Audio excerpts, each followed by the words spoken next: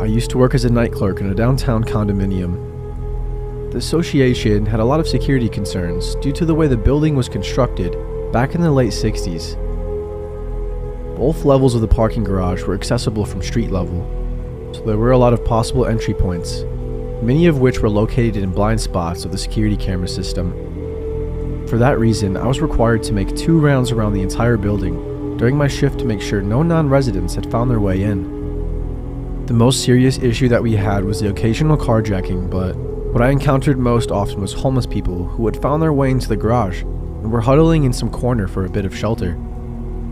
Kicking them back out into the street was by far my least favorite part of the job, but I had to do it. After working there for several months, I knew all the spots that people like to hide in. The building was very old and had undergone many renovations in its lifetime, which created a lot of nooks and crannies, unnecessary concrete protrusions, sealed off rooms, and hallways and stairs that led to nowhere. The creepiest spot in the whole building was so weird and potentially dangerous that I took a picture of it and I brought it up to management. On the first floor of the garage, there was a door that opened up to a corridor directly underneath the ramp, up to the second level of the garage. It was about 3 feet wide and ran about 20 to 30 feet, but it led to literally nowhere. At the end of it was a large water pipe with a valve, which was the only reason the space existed. But in the dark, with just a weak flashlight, that pipe seemed to take many other forms. What made it dangerous, however, was the lock on the door. There was no padlock or keyhole on either side, but on the outside was a large sliding bolt latch. There was only one way in or out, and it locked from the outside with no way to unlock it from the inside. Ever since I discovered the spot, I couldn't help but imagine how easy it would be for someone to get trapped in there. However, nothing I said to management made any difference. They were already aware of it and had no intention of doing anything about it. Unfortunately, that meant I would have to open the door and check on it every night, but I never stepped foot inside of it. I was way too scared of it. Things went on like that for months, and then one day, my worst fear was realized. It was about 3 in the morning, halfway through my shift. I was doing my rounds in the parking garage and everything was normal. It was a slow Wednesday night. There hadn't been any problems or suspicious activity on the cameras, so I was far from on edge at the time. But then, in one moment, I was forced to go on alert. I heard the sound of a door slamming across the garage. I wasn't exactly sure where it was, so I walked over to investigate.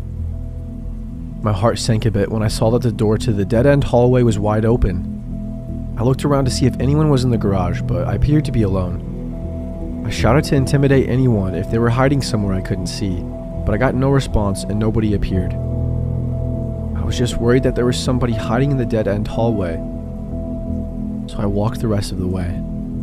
I shined my flashlight down the hallway, and for a moment, I was relieved to see that nobody was in there. There was, however, an empty glass bottle about 10 feet inside.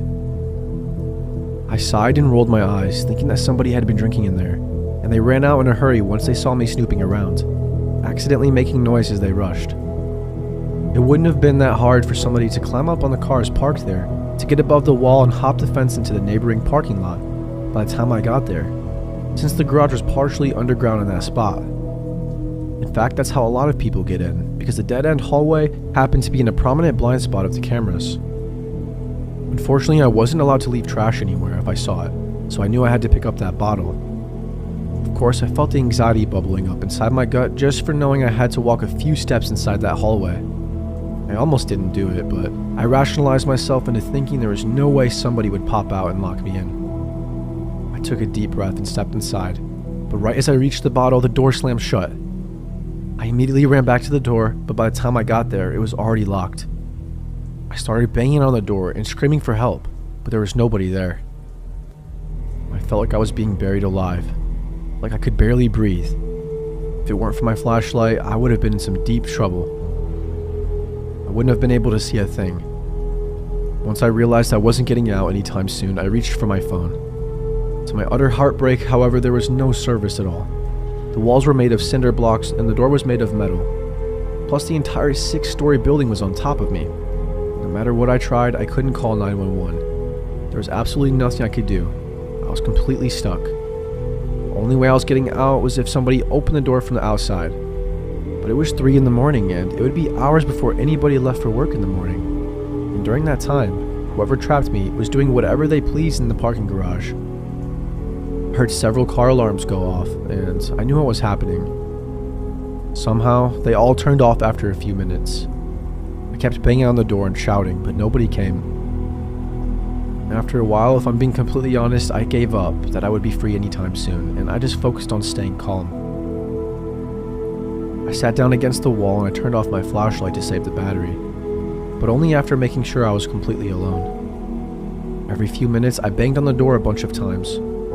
It took me like 2 hours, but finally I managed to get the attention of somebody going to work early in the morning. I thanked them as they let me out, but unfortunately, the next thing I had to do was call the cops, because I quickly noticed that a dozen cars had been broken into. There was broken glass all over the parking lot from all the windows that had been shattered. Whoever it was knew exactly what they were doing.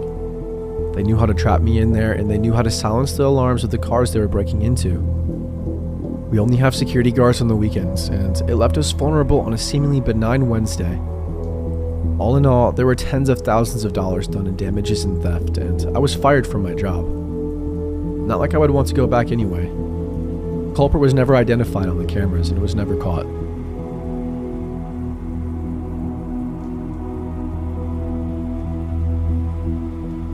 During the summer last year, I chose to not take any classes, and I got a job at a gas station right next to my college campus. I was sort of delusioned with school and wanted to make some money while I had time off. The gas station was one of the first places I tried applying to, and it turned out to be the last when they hired me on the spot. Thought it was a little weird, but I didn't question it. Unfortunately, they said they only wanted me for the night shift, which was from 11 p.m. to 7 a.m. I knew it would wreak havoc on my already messed up sleep schedule, but I decided to go for it and just see how it went. To my surprise, most of the time it wasn't that bad. The first few hours of the shift were pretty busy and it would get crazy, but then it would always get really slow until about 5 in the morning, which gave me plenty of time to clean, stock the shelves, and chill out until the morning rush. Occasionally, somebody suspicious or problematic would wander in, but I never had anything get too out of hand. That was of course until something did happen. It was a Thursday, which wasn't usually a busy night. I had a coworker until about midnight, then they went home and I was left alone. Time went by pretty fast, and before I knew it, it was almost 2 a.m. That's around the time a man walked in, and I immediately had a bad feeling about him. He had a shaved head and a bunch of tattoos of weird symbols, so I was pretty sure he was a skinhead. I noticed he had parked his dirty old lifted pickup truck in the handicap spot too. But I didn't want to get on his case about it, and I ended up getting called slurs because I looked Jewish to him. It was 1:58 when he walked in, and he spent a few minutes wandering around the store. In the end though, all he brought up to buy was a case of beer. However, by then it was 2:01, and my county has a law that says alcohol can't be purchased between 2 a.m. and 6 a.m. I told the man that, and politely and apologetically as I could, that he couldn't buy the beer. He immediately became agitated and went off on a rant about how it was a free country and that was a stupid law. I tried my best to reason with him, and I said that I was just trying to do my job, but this only made him start to criticize me like I was some kind of spineless pawn for my boss. That's when I asked him to leave if he was going to be that way. Then he suddenly changed his tone again, acting all chummy and saying it wasn't a big deal, and that I should bend the rules for just a few minutes, since it was before 2 when he walked in. I mean, he kind of did make a good point, so I eventually caved just so he would get out. I sold him the case of beer, and then of course, he asked for a pack of cigarettes to go with it.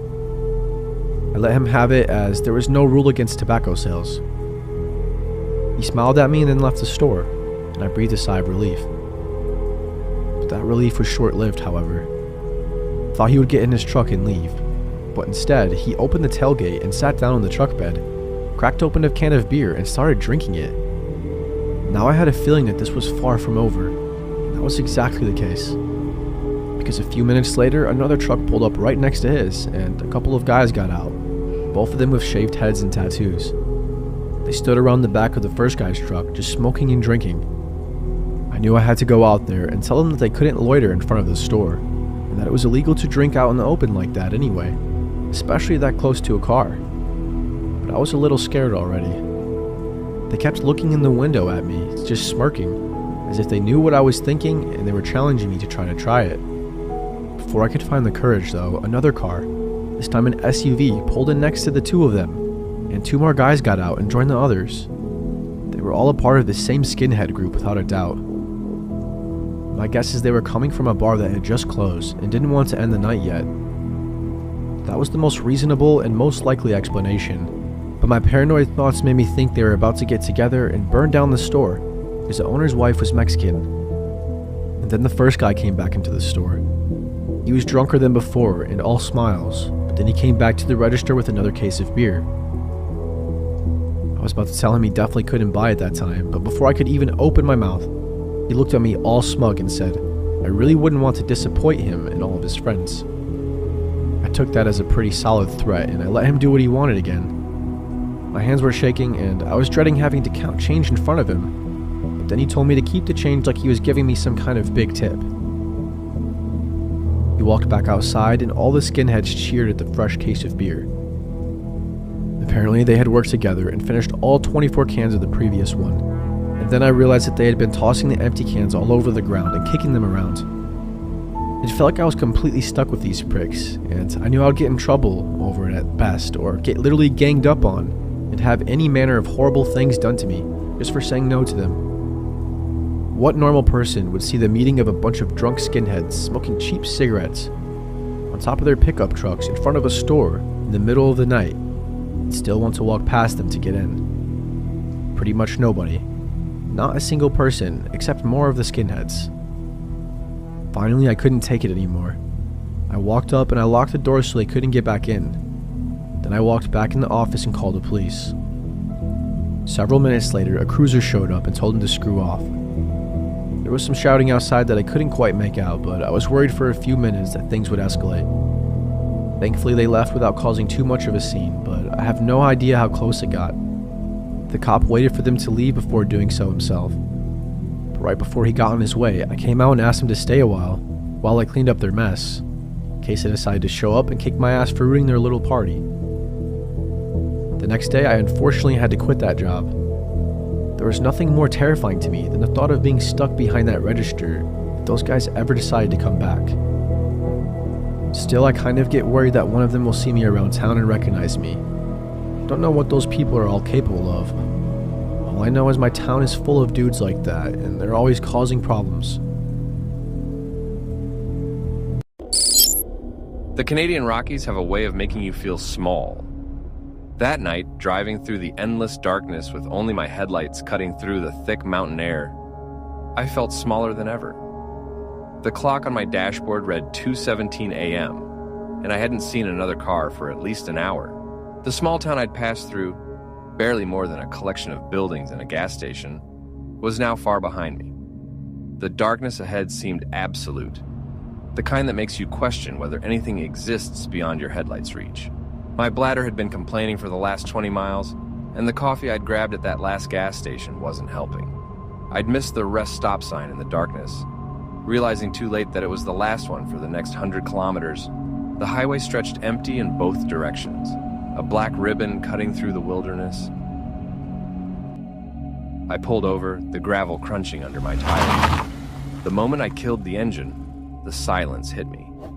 That deep mountain silence that feels almost alive. My headlights stayed on, more for comfort than necessity. The beam caught the edge of the tree line, creating strange shadows that seemed to move when you weren't looking directly at them. The air was crisp, carrying that distinct mountain chill that seeps into your bones. Standing there, taking care of business, I couldn't shake the feeling of being watched. The darkness beyond the trees seemed to pulse with something ancient and aware. I pulled out my cigarettes, telling myself the unease was just my imagination. The first drag of my cigarette was just starting to calm my nerves when I saw it. A movement in the darkness that didn't belong.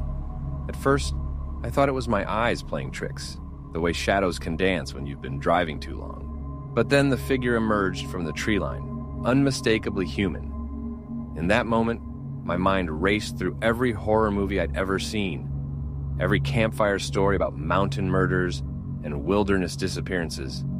The figure moved with purpose, heading straight toward my car, my heart pounding. I made my way back to the driver's door, trying to appear calm, while every instinct screamed at me to jump in and floor it. The keys were already in my hand, my fingers finding them without looking down. Inside my car, with the doors locked, I felt a false sense of security. The figure drew closer, and in my headlights, I could now make out more details. A man, probably in his 40s, wearing what looked like casual hiking clothes. His face was gaunt, his eyes holding something that made my stomach turn. My cigarette trembled slightly between my fingers as I watched him approach. The mountain darkness pressed against my windows like a living thing, and the silence seemed to grow thicker with each step he took. When he knocked on my passenger window, the sound was so normal, so civilized. It felt out of place in this wilderness setting. My window cracked open just enough to hear him, letting in the cold mountain air and his desperate words. "I need you to call the cops." His voice carried the weight of someone who had walked to the edge and looked over. When he told me about his planned suicide, about the kitchen knife, about his daughters, I felt the world shift. This wasn't a horror story anymore. It was something far more real and far more terrifying. The knife glinted in my headlights when he showed it to me. A simple kitchen knife, the kind you'd use to cut vegetables for dinner. But out here in the darkness of the Rockies, it carried the weight of all his pain and desperation. I kept my voice steady as I suggested he place the knife on the ground. Inside, my mind was racing, trying to figure out how to handle this situation. One wrong word could send him back into those woods, this time to finish what he'd started. My phone showed 2 bars of service, a miracle in these mountains. As I dialed emergency services, I watched him through the window. He stood there crying quietly, looking smaller now without the knife. The dispatcher's voice crackled through, professional and distant. While I explained the situation, gave our location as best I couldn't help but think about the strange paths that had brought us both to this moment.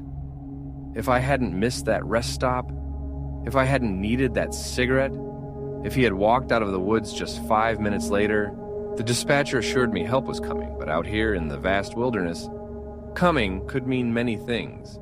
We had no choice but to wait, 2 strangers connected by chance and darkness.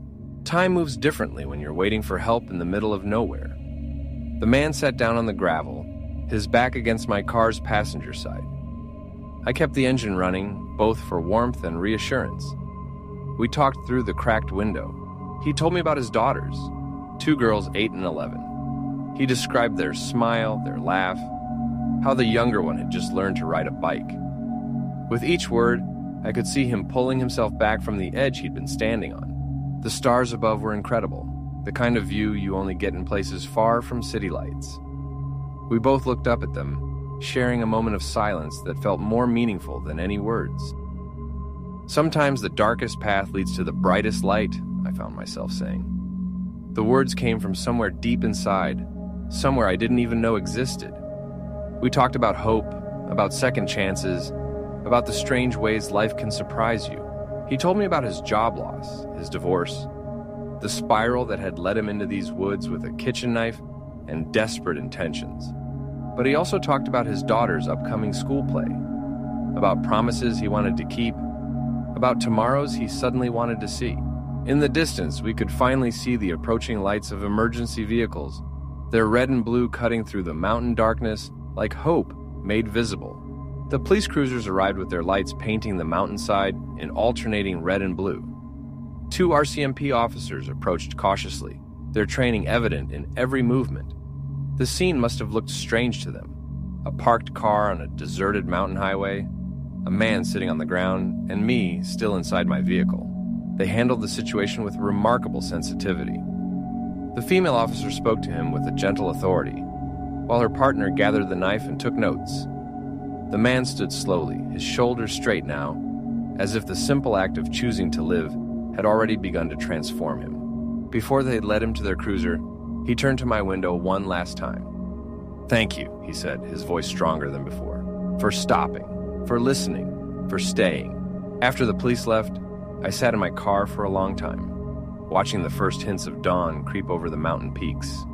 The cigarette I'd lit hours ago had burned out in my ashtray, never finished.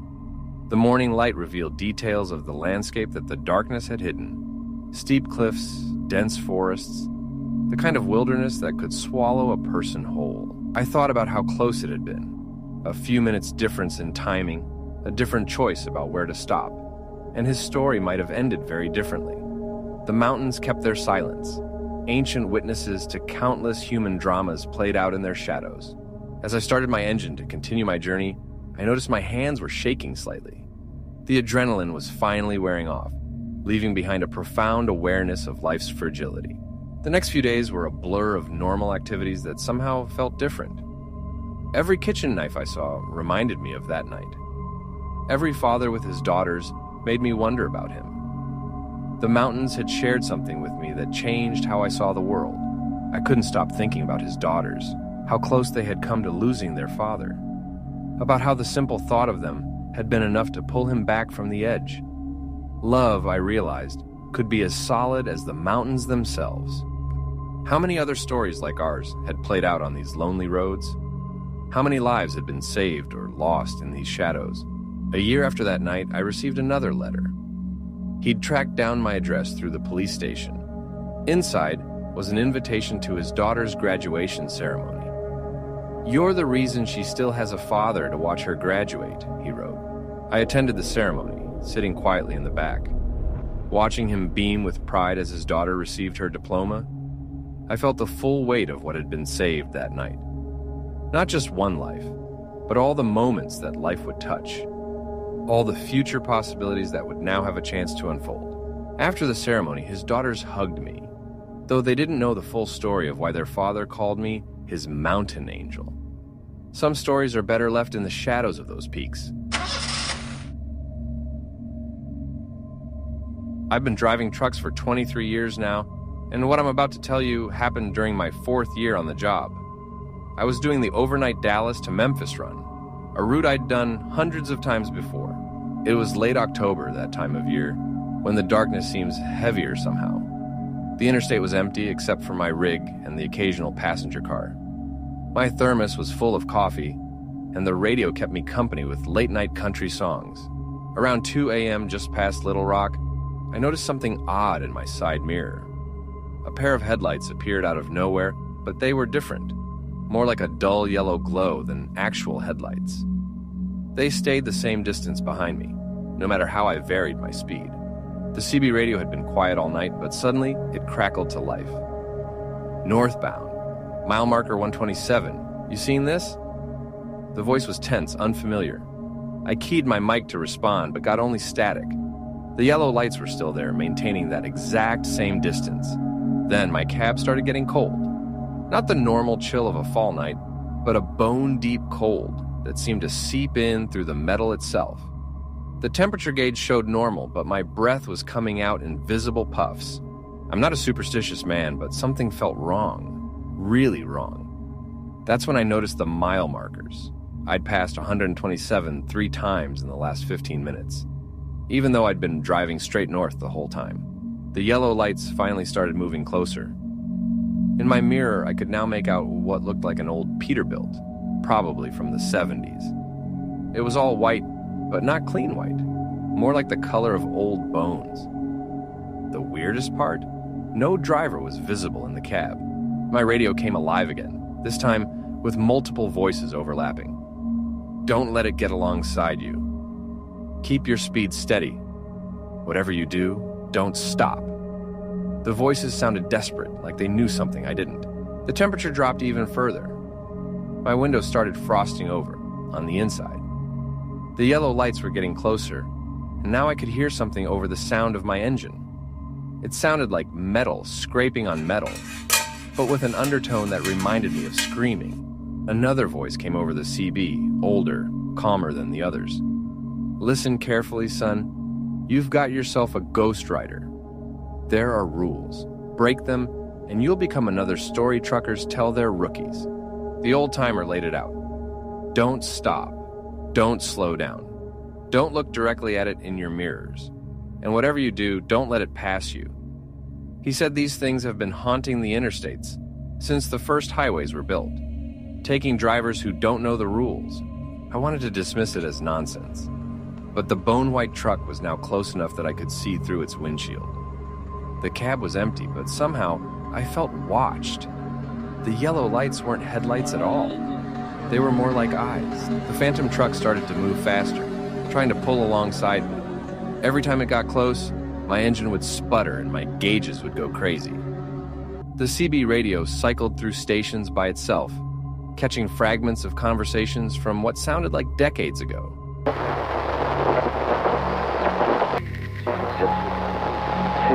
I heard voices talking about gas prices from the 60s, discussions about routes that don't exist anymore, and distress calls from drivers long gone. Through it all, the old-timer's voice would break through. Keep steady. Don't let it pass. Remember the rules. The interstate ahead seemed to stretch endlessly, and the mile markers kept showing impossible numbers. My GPS was frozen on a location I'd passed hours ago, and my phone showed no signal. It was just me, my rig, and whatever this thing was behind me. The phantom truck was playing with me now. It would fall back, then surge forward, each time getting a little closer to my cab. The yellow eyes were brighter, and I swear I could hear laughter mixing with the metallic screaming. My fuel gauge started dropping faster than it should. The old-timer's voice crackled through again. It's trying to force you to stop. They all stop at the lost mile eventually. When I asked what the lost mile was, the radio went dead silent. That's when I noticed something even stranger. Other trucks started appearing in my mirrors, dozens of them. All different models from different eras. They were transparent, like projections, and all of them were burned, crushed, or mangled in some way. A ghostly convoy of accidents from years past. Each ghost truck triggered a memory that wasn't mine. I saw accidents, heard screams, felt the terror of final moments. These were the memories of drivers who hadn't survived their encounters. Each flash showed me how they broke the rules. One slowed down, another stopped to help what looked like a stranded motorist. A third tried to outrun it. The visions were overwhelming. I saw a driver from 83 who pulled over to check his tires, never to be seen again. A woman from 95 who thought she could lose it by taking an exit. The exit led right back to the same stretch of highway. A rookie from 76 who made the mistake of looking too long in his mirror. Through my windshield, I could see their faces reflected in the dark, each one a warning of what could happen if I failed to follow the rules. The old-timer's voice returned. They're showing you so you'll understand. This isn't your first warning, it's your last. My truck's clock had stopped making sense. It would jump forward hours, then back minutes. The sun should have been rising by now, but the darkness seemed to be getting deeper. The only constant was those yellow eyes in my mirror, getting closer with each passing mile. I tried to focus on driving, on keeping steady, but exhaustion was setting in. Coffee had no effect anymore. The cold had become so intense that my hands were stiff on the wheel. The ghost trucks in my mirrors formed a parade of tragedy, each one a reminder of what was at stake. Then I noticed something that made my blood run colder. Some of the ghost trucks were from the future. Models that hadn't been built yet, carrying logos for companies that didn't exist. I was seeing not just the past victims, but the future ones too. The CB radio became a chorus of voices from different times. A driver from the 50s arguing about a baseball game that hadn't happened yet. A woman from 2030 warning about roads that hadn't been built. They were all talking at once, their voices overlapping in a maddening cacophony. Through the chaos, I started recognizing patterns. Each voice was trying to help in their own way, sharing what they'd learned in their final moments. The yellow eyes lie. Don't trust the exits. Keep moving forward, even when the road disappears. The old-timer's voice cut through again. You're approaching the lost mile. Whatever you see, whatever you hear, don't stop. The lost mile is where it makes its final move, where it shows you what you want most. The highway ahead started to change. The asphalt looked older, cracked and worn, like it hadn't been maintained in decades. The lane markings faded and reappeared in different patterns. Road signs showed destinations that didn't exist or had been gone for years. The ghost trucks started disappearing one by one, fading into the darkness until only the bone-white Peterbilt remained. Its yellow eyes were now so bright, they left trails in my mirrors, like burning comets in the night sky. The metal screaming had become a constant wail. Then I saw it, a mile marker that simply read L, the lost mile. The old-timer's voice came through one last time. Remember, what you're about to see isn't real. Keep driving no matter what. As soon as I passed the L marker, the world changed. The highway transformed into a perfect road, smooth and empty. The night sky cleared, showing impossible stars and patterns I'd never seen. But that wasn't what almost made me stop. There on the shoulder was my father. He'd been a trucker too. Died in an accident when I was 15.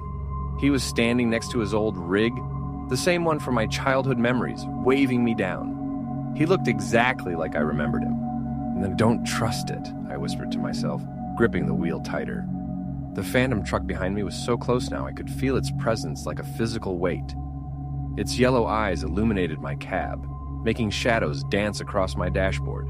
More visions appeared along the roadside. My mother, who I hadn't seen in years. My ex-wife holding our daughter, who I rarely get to visit. Each vision more tempting than the last, each one calling out to me to stop, to pull over, to just take a moment. The old Peterbilt was now right on my tail, its phantom bumper nearly touching my trailer. The temperature in my cab had dropped so low that ice was forming on the inside of my windshield. My engine was struggling, fighting against whatever force was trying to slow me down. I kept my foot steady on the accelerator, repeating the rules like a mantra. Don't stop. Don't slow down. Don't look too long. The visions became more desperate, more convincing, but I remembered the memories of those other drivers. I knew what happened to those who gave in. My engine started making sounds I'd never heard before. Warning lights flashed across my dashboard, and my radio cycled through frequencies so fast it became a single tone. The bone-white truck was now trying to pass me on both sides simultaneously, something that should have been impossible. The air in my cab grew so cold it hurt to breathe.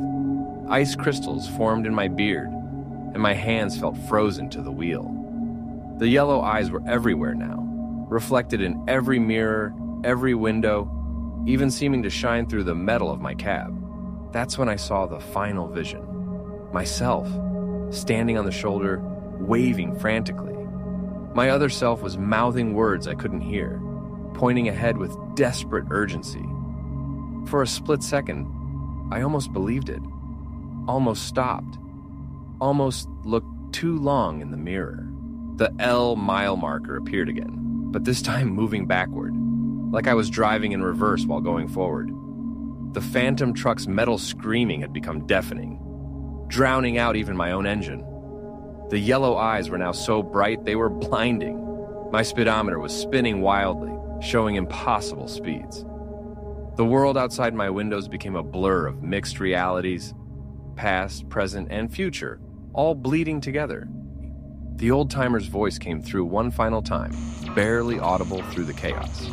"You're almost through. Whatever happens next, don't let go of the wheel. The dawn is coming." The phantom truck made its final move.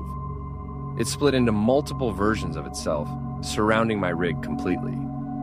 Yellow eyes glared at me from every angle, and the metal screaming reached a pitch that made my windows vibrate. The cold was so intense, I could barely feel my body. Through my frosted windshield, I saw something impossible. The highway ahead split into dozens of different roads, each one leading to a different time. I could see routes from the 1950s, modern interstates, and even highways that looked like they belonged in the future. My truck's engine was dying, I could feel it. But then I noticed something, a faint line of purple on the horizon. Dawn was coming. The old timer had been right. I just had to hold on, keep moving forward, choose one road and stick to it. The bone-white Peterbilt was forcing me to choose a path. Each road showed a different outcome. Some where I made it home, others where I joined the ghostly convoy.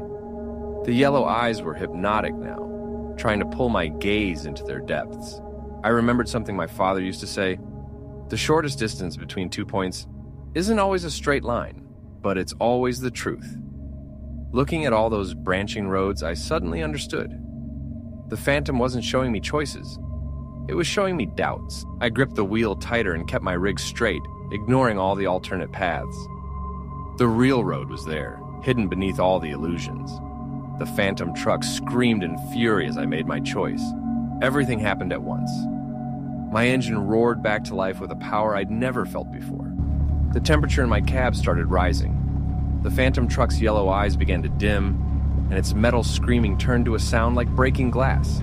The ghost roads vanished one by one until only the true highway remained. The bone-white Peterbilt made one last attempt to force me off course, but the growing dawn seemed to weaken it. Its white surface began to crack, yellow light pouring from the fissures.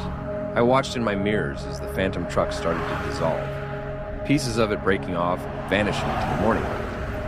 The yellow eyes flickered one last time, and I heard a sound like 1,000 voices sighing at once. The sun broke over the horizon, and suddenly, everything was normal again. My engine purred smoothly, my gauges showed regular readings, and the temperature returned to normal. The mile markers made sense again, showing I was just outside Memphis. The CB radio crackled, and I heard regular chatter from other drivers, starting their morning runs. No more voices from other times, no more desperate warnings. But then I heard the old timer, one last time. Well done, son. Remember this night. The Phantom doesn't just take drivers, it tests them. When I finally pulled into the truck stop in Memphis, my log showed I'd made the run in exactly the normal time. There was no evidence of the impossible night I'd just lived through, except for one thing, a single patch of frost on my inside windshield that wouldn't melt. And if you're ever driving late at night and see yellow eyes in your mirror, well, now you know the rules. The Arizona sun was setting in my rearview mirror as I navigated my 18-wheeler through unfamiliar mountain roads. The flash flood that had taken out the main highway to Salt Lake City forced me onto this back road detour through lower Utah's wilderness. The GPS signal kept fading in and out, making the journey even more uncertain. The mountains loomed dark against the dying light, their jagged silhouettes a reminder of just how far from civilization I'd strayed. 40 miles to the nearest town, might as well have been 400 out here. My load of consumer electronics wasn't time-sensitive, but this detour was eating into my schedule. The CB radio had been silent for hours, a sign of just how isolated this route was. Even the usual chatter of other truckers had faded away, leaving only the steady hum of my engine for company. By midnight, my eyelids were getting heavy. The mountain road had become a blur of endless switchbacks and steep grades. Safety first. That was always the golden rule of trucking. I'd passed a few official rest stops hours ago, all closed for renovation or damaged by the same storms that had flooded the main highway. The shoulder head looked wide enough to accommodate my rig without creating a hazard. I pulled over, the gravel crunching under my tires as I carefully positioned the truck. The spot was level enough for sleeping, though the trailer's air suspension would need adjusting. After running through my shutdown checklist and setting the brakes, I did one final walk-around inspection. The night was absolute. No moon, no stars, just the kind of darkness that makes you question whether light ever existed at all. After securing the truck, I climbed into my bunk, the familiar comfort of my sleeping space a stark contrast to the wild uncertainty outside. The silence was different here in the mountains, thicker somehow, more alive. The only sound was the occasional settling of the truck's frame and the soft hiss of the air system maintaining pressure. My thoughts drifted to the cargo behind me, the trailer loaded with electronics worth more than I'd make in 5 years. Even out here, security was always on a trucker's mind, but the isolation that had concerned me earlier now seemed like protection. Who would look for trouble this far from anywhere? I set my phone alarm for 8 a.m., hoping to make up some time tomorrow. The red numbers on my clock read 11:43 p.m. as I drifted off to sleep. The sound infiltrated my dreams at first, a subtle metallic clicking that my sleeping brain tried to incorporate into some forgotten narrative. But as consciousness crept back, the sounds became more distinct. Someone or something was definitely outside my truck. The clock read 4:03 a.m. My heart rate picked up as I lay perfectly still listening. The noise was coming from the connection point between my cab and trailer, mere inches from where my head rested. The air and power lines were being manipulated, creating a distinct rustling and clicking sound. Years of trucking had taught me to recognize every normal sound my rig could make. This wasn't one of them. Before I could decide what to do, a new sound joined the first. The unmistakable thud of weight landing on my truck's rear landing. The whole cab shook with the impact. Whatever was back there had to be substantial. My mind raced through possibilities. Bear, mountain lion, or worse, human intruders. The landing creaked under the weight as whatever it was moved around. My hand instinctively reached for the flashlight I always kept within reach, but I hesitated. If it was a wild animal, light might startle it into aggression. If it was human, I'd lose the advantage of surprise. The movement continued, methodical rather than random. This wasn't an animal exploring, this was purposeful. In that moment, I made a choice. If something was going to happen, it would be on my terms. I balled my fist and, summoning all my strength, slammed it against the cab wall. The impact sent a thunderous boom echoing through the night. What happened next was chaos. A male scream pierced the darkness, definitely human, followed by the sound of a body tumbling off my truck. Then, like a horror movie come to life, voices erupted from all around my vehicle. Multiple voices, all male, all shouting in controlled but urgent tones. My blood ran cold. I wasn't dealing with one intruder, I was surrounded. Adrenaline pumping, I scrambled into the driver's seat. My hands found the light switches by muscle memory, and suddenly, the night exploded into clarity as my high beams cut through the darkness. What they revealed was both surreal and oddly familiar. Scattered around my truck were soldiers in full combat gear, their faces painted in camouflage patterns. Some were frozen mid-movement. Others were helping up their fallen comrade who was still rubbing his backside from the fall. Their military bearing was unmistakable. This wasn't some random group of troublemakers. My years in the service came flooding back. The tactical formations, the night operation setup, the coordinated movements. This was clearly a training exercise gone sideways. "Hold your positions," a voice commanded from somewhere in the darkness. A sergeant emerged from the shadows, his rank visible on his combat uniform. He approached my truck with practiced caution, hand raised in a non-threatening gesture. I rolled down my window, the cool mountain air rushing in. "Evening, Sergeant," I called out, deliberately using proper military courtesy. "Former Army here. Want to tell me why your troops are playing with my rig?" The sergeant's professional demeanor cracked slightly, replaced by a mix of embarrassment and relief at my military background. "Sir, we appear to have had a significant case of mistaken identity." As the sergeant explained, the pieces fell into place. Their training scenario involved locating and securing an abandoned truck, a staged vehicle positioned 3 miles back down the road. My unexpected presence had thrown a wrench into their carefully planned exercise. The soldiers had approached my truck using their trained procedures, assuming it was their target vehicle. They were checking the air and power lines as part of their security sweep, and the soldier who'd fallen was attempting to gain access to the trailer as per their mission parameters. The whole situation would have been funny if it hadn't been so potentially dangerous. "Sierra Actual. This is Sierra 3, the sergeant spoke into his radio. "We have a situation here." He proceeded to explain my presence to his commanding officer, maintaining his professionalism despite the obvious embarrassment of the situation. The radio crackled with the CO's response, a mix of concern and controlled frustration evident in his voice. Orders were quickly modified. My truck was to be marked as a civilian vehicle and left undisturbed. Other training elements in the area needed to be notified to prevent any similar confusion. Standing there in the pre-dawn darkness, surrounded by apologetic soldiers, I couldn't help but appreciate the irony of the situation. As the initial tension dissolved, a familiar camaraderie emerged. The soldiers gathered around, their earlier tactical precision replaced by relaxed curiosity. We swapped service stories, me about my time in the military, them about their current training missions. The soldier who'd fallen, a young specialist named Martinez, turned out to be fine, except for a bruised ego. "Sir," he said, still rubbing his back, "that wall slam was one hell of a counterattack." His fellow soldiers couldn't help but laugh, the sound echoing off the mountain walls. The night had transformed from a potential threat to an impromptu reunion of sorts.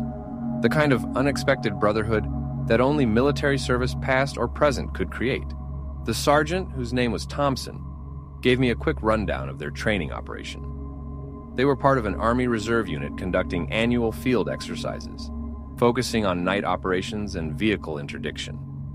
The mountain routes provided perfect terrain for their scenarios. "We've got 3 other teams out here," Thompson explained, "all looking for that other truck. Speaking of which," he keyed his radio again, this time to warn the other units about my presence. No need for another surprise encounter. The irony wasn't lost on anyone. Their practice mission had accidentally turned into a real-world lesson about expecting the unexpected. As we talked, the first hints of dawn began to lighten the eastern sky. The mountains slowly emerged from darkness, their massive forms taking shape against the brightening horizon. The soldiers looked different in the growing light, younger, more human, without the mysterious shroud of night.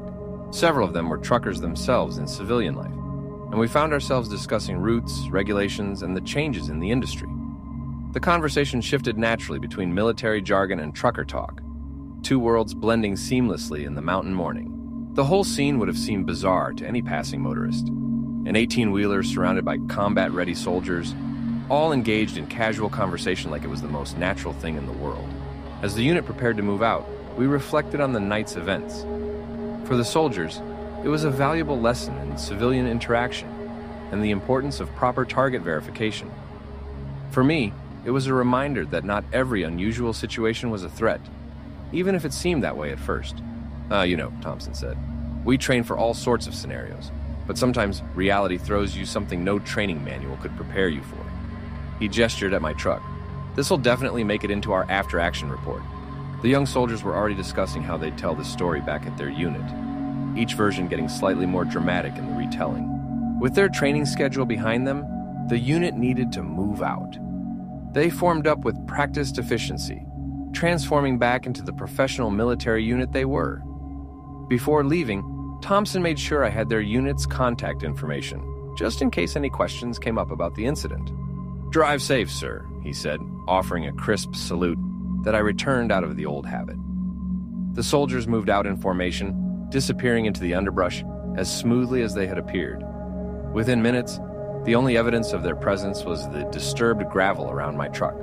I watched them go, thinking about how different this story could have ended if either side had reacted differently. The mountains still stand silent, holding countless untold stories of truckers and soldiers, of midnight encounters and misunderstandings turned to memories. And somewhere out there, I'm sure there's a group of Army reservists who still talk about the night they tried to capture a truck and got the surprise of their lives instead. This story takes place in November of 2017, and I was 18. I'm a very short girl, only about 4'10", and I get anxious when someone even looks at me in a way that suggests they might not like me. So needless to say, I'm incredibly non-confrontational. My friend and I were out shopping. It was something we'd do maybe every few months, just to bond, since we didn't have much time to hang out due to college. And she's just like me, barely scraping 5'1", and very non-confrontational. It's probably why we became friends. On every shopping trip, we would find ourselves in Ann Summers. We're both overly endowed and struggled to find bras anywhere. And Ann Summers always had great sales, so we grabbed the cheap bras while we could. This shopping trip wasn't any different. We browsed shops until we got to Ann Summers, but that's when things took a bit of a turn. I'd barely stepped foot into the shop when a woman with some sort of Slavic accent stopped me, her finger jamming into my chest. "Spit the gum out," she demanded. Assuming that she was an employee, I gave a very sheepish, "I'm really sorry," and ran out of the shop to spit the gum out and throw it away. When I went back in, I realized that this woman was not an employee. She was a customer who was browsing and happened to be near the door when my friend and I entered the shop. It should have been obvious to me at the time. No salesperson would ever behave like that. Not one that wanted to keep their job anyways. But I kept my head down when I walked past her, holding my breath in hopes that she wouldn't notice me again. And she didn't, and I thought I was in the clear. My friend and I browsed the shop, trying to avoid the woman. But the shop wasn't very big, probably only 15 feet by 18 feet. So eventually, I ended up at the sales stand by the door where she'd been since while browsing. I was looking at the price tags, but realized that I didn't know what the discount was. So I leaned over slightly to check the discount sign. It's important that I note that this woman had a pushchair, a stroller for the Americans. And you'd think that she'd maybe had a child in this pushchair. But no, it was full of plastic carrier bags. I didn't look too much at it, but I could tell that everything in there was double bagged and tied shut. Whatever was in those bags, she wanted to protect. The sense of protection became very relevant because when I leaned over to look at the discount sign, I was leaning slightly closer to her pushchair. I was still about 3 ft away from it, but apparently that was too close. The woman was on the other side of the chair, but the moment she saw me, she ran around to it where I was standing. She hit me in the face. It was somewhere between a slap and a punch, and I couldn't quite tell because I was in shock. All I knew is that it hurt. "Watch the personal space," she hissed in my ear, and I apologized to her. This woman just hit me, and I apologized to her. I regret it now, but at the time, I didn't want to provoke her any further. Not that I knew what I did to provoke her in the first place. In my shock, I turned around and ran to the back area, grabbing my friend's hand and pulling her with me. The back area was separated by a tiny wall that only stretched halfway across the shop since they stored the adult toys there and wanted to keep them out of sight of the general public. I stood there holding my friend's hand and shaking as I whispered, "She just hit me," to my friend, and we stood there for a good minute in silence. My friend was positioned in a way that she could see the rest of the store while I hid behind the wall. "She's gone," my friend told me, and I let out a breath that I didn't even know that I was holding. "Can we stay here for a while?" I asked my friend, worried that the woman would be outside waiting for me. The front of the store was open, but she could have easily just been a couple of feet down the road and out of sight, waiting for me to leave. My friend agreed, and we slowly browsed the shop again. About 5 minutes later, we got to the counter to check out, and the girl working the counter looked outside and then back at us. "And that woman's been in here for 30 minutes. I didn't know what to do," she told the two of us. "What did she say to you?" "She told me to spit out my gum when we first came in, and then she hit me because I was too close to her." "She hit you?" The worker was wide-eyed. "If I had known that, I would have called security. I'm so sorry." I smiled and shrugged. "It's fine." It wasn't really fine, but it wasn't the worker's fault. She didn't look much older than I did, and I wouldn't have known what to do in that situation either. Still shaken up, my friend and I made our way out of the store. I looked around but didn't see the woman. "Can we just go home now?" I asked my friend. We hadn't finished browsing all the shops, but I was so paranoid that we'd bump into that insane woman again. She agreed, and we got the bus home.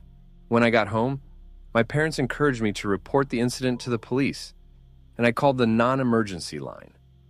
Their answer was basically, "Well, what do you expect us to do about it?"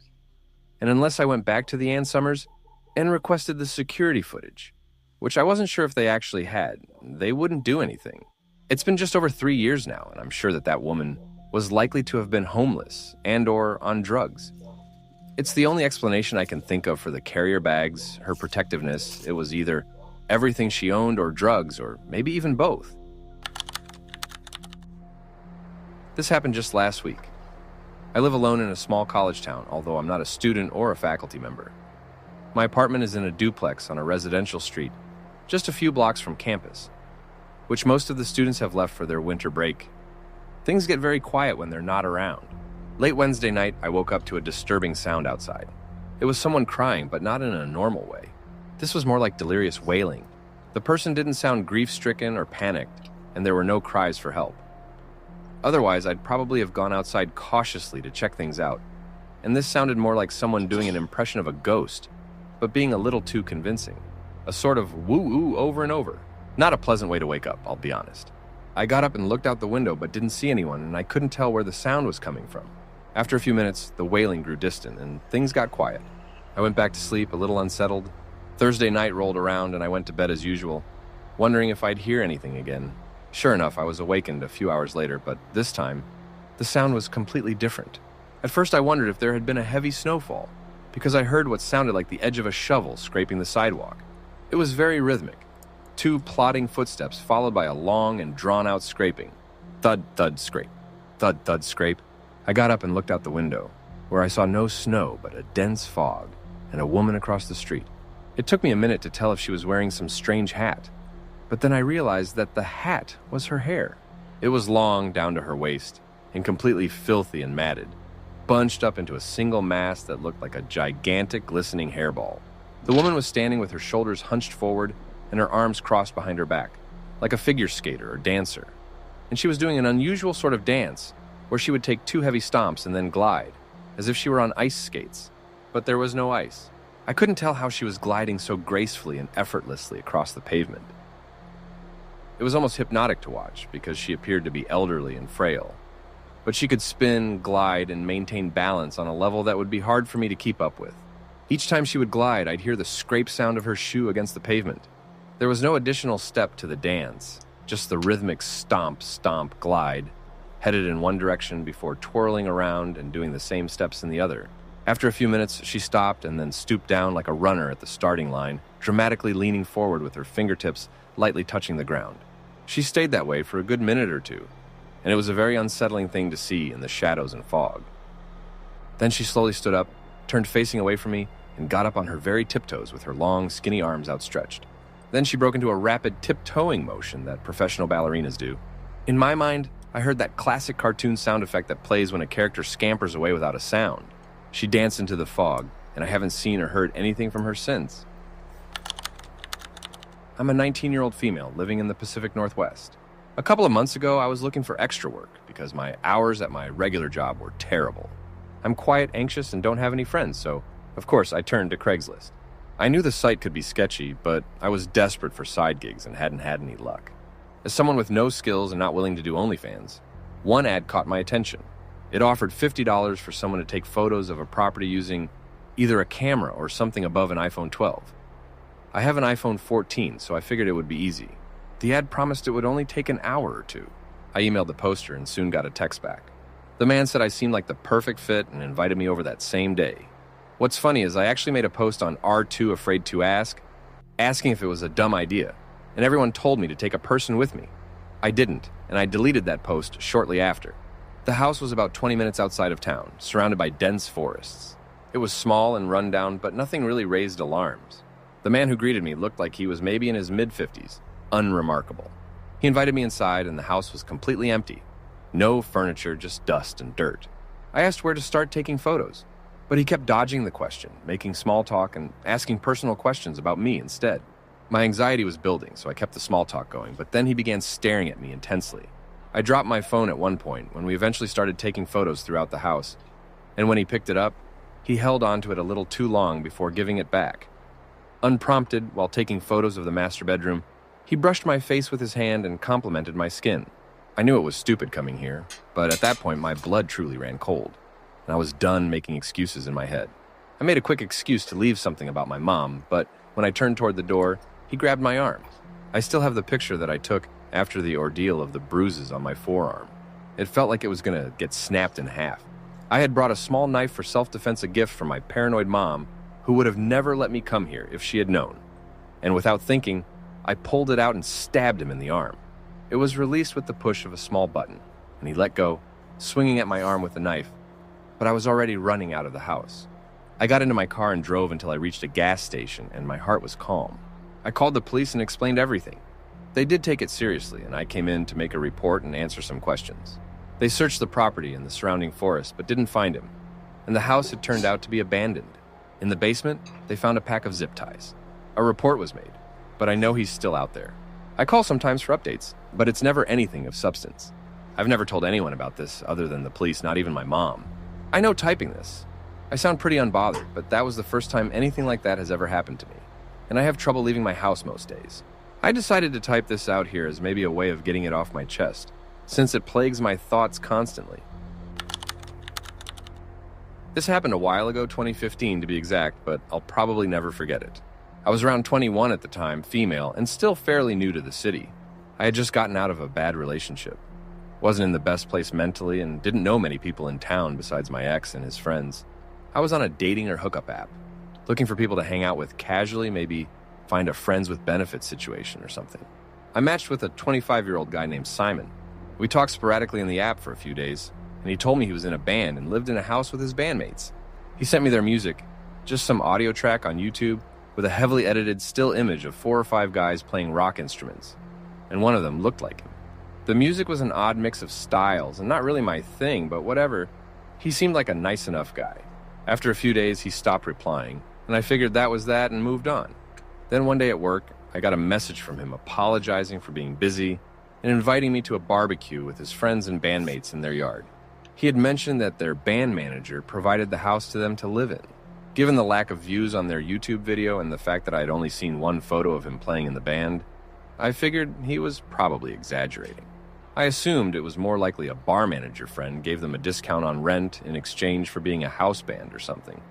and I didn't think much of it beyond that. Normally, I wouldn't have agreed to go to a barbecue alone in a stranger's house. But I was really bored and figured that I might be able to overcome some social anxiety, maybe even make some female friends, since he made it sound like a big party. I looked up the neighborhood that he gave me, and it was a suburban area with lots of families. I figured being in a yard on a nice summer day wouldn't be overly risky because there would be plenty of neighbors outside. Plus, it was just a few train stops away from my workplace, and I was off in a few hours. I told him I wasn't entirely comfortable with the idea, since I didn't know him well. But I'd stop by for a bit, as long as I didn't have to go inside the house. He assured me that was totally fine, which made me feel better. I even avoided drinking anything for the rest of my shift, so I wouldn't have to use the bathroom and risk going inside, since he had implied the event was already underway.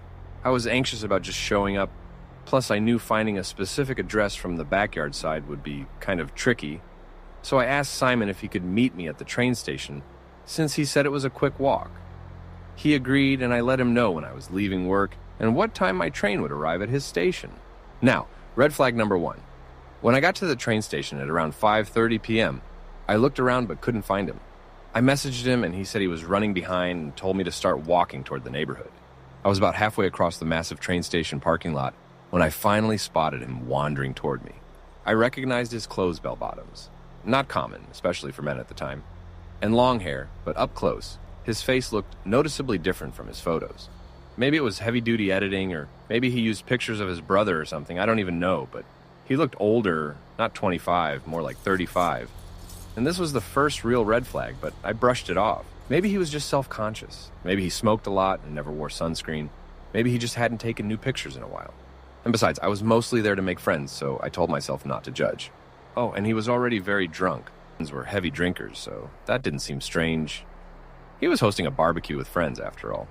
The second red flag came shortly after when we arrived at the front door. I reminded him that I wasn't comfortable going inside the house, but he assured me that we just had to walk through to get to the backyard. Okay, fine, it wasn't the kind of neighborhood where you could just walk around the house to get to the backyard. We would have had to backtrack to the main road to go down the alley directly to the backyard. And I figured he just forgot what I said about not wanting to go inside and didn't want to cause a bunch of trouble. So I just sort of went with it. We got into the house, and he immediately closed the door and locked the deadbolt and knob behind me. I didn't think that was too weird since nobody was hanging out inside, and a lot of people were just in the habit of locking the door when they come in. But it did still give me the heebie-jeebies for some reason. Then Simon told me that he'd really like to give me a tour of the house. I politely declined and reminded him that I was just there for the barbecue, and he said that he and his bandmates had worked really hard to get the house and was really proud of it. At that point, I was getting really skeptical because usually when guys would tell me things that seemed a bit far-fetched, they'd let the truth slip by the time they got me in their house. But still, I convinced myself that I was being unreasonable. I was already in a stupid house anyways, and he insisted to be quick. Not the wisest choice, again, I know, but I was pretty good at explaining away red flags, so at this point, Simon still mostly had a dopey stoner art guy kind of vibe as far as I was concerned. He didn't really seem like a threat, just an insecure oddball who sucks at communicating and fibs a bit. Not unlike my ex, who was definitely emotionally and verbally abusive, but it never escalated past that. I figured it'd work. He'd get handsy, and I'd get called a prude for not sleeping with him. I didn't have a lot of self-worth at that time, obviously, so once again, I just went with it. The tour started pretty uneventfully. Other than the decor in the common area was obviously chosen by a middle-aged Martha Stewart enthusiast, and not a bunch of guys in a band or their fake band manager. I didn't know if this should make me feel better or worse. On one hand, he was clearly lying, but on the other, it made me think it was probably just someone's mom's house. And she was out of town and didn't want to tell me that he lived at a friend's parents' home and didn't actually have a paying job. Again, total red flag, but I could rationalize it at the time. The bedroom doors were all closed, the bathroom was unremarkable, and he then showed me the kitchen, and I finally saw through the window that there was nobody in the backyard. There weren't even barbecue supplies around, no burgers thawing on the counter, no cocktail supplies lying around, nothing.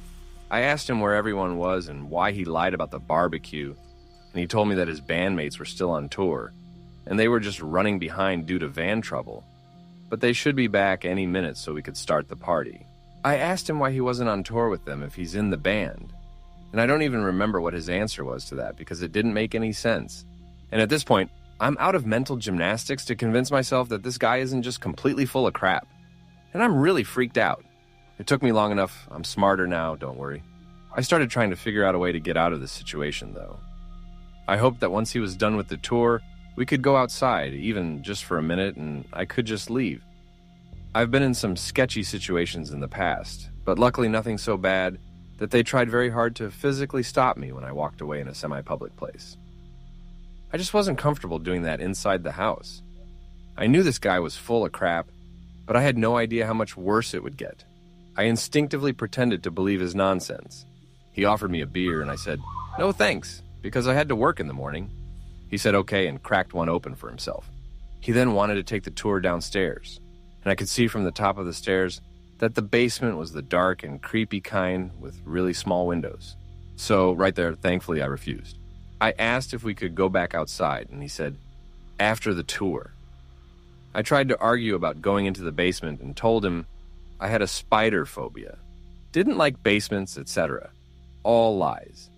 But anything to keep him from realizing that he was what I was afraid of.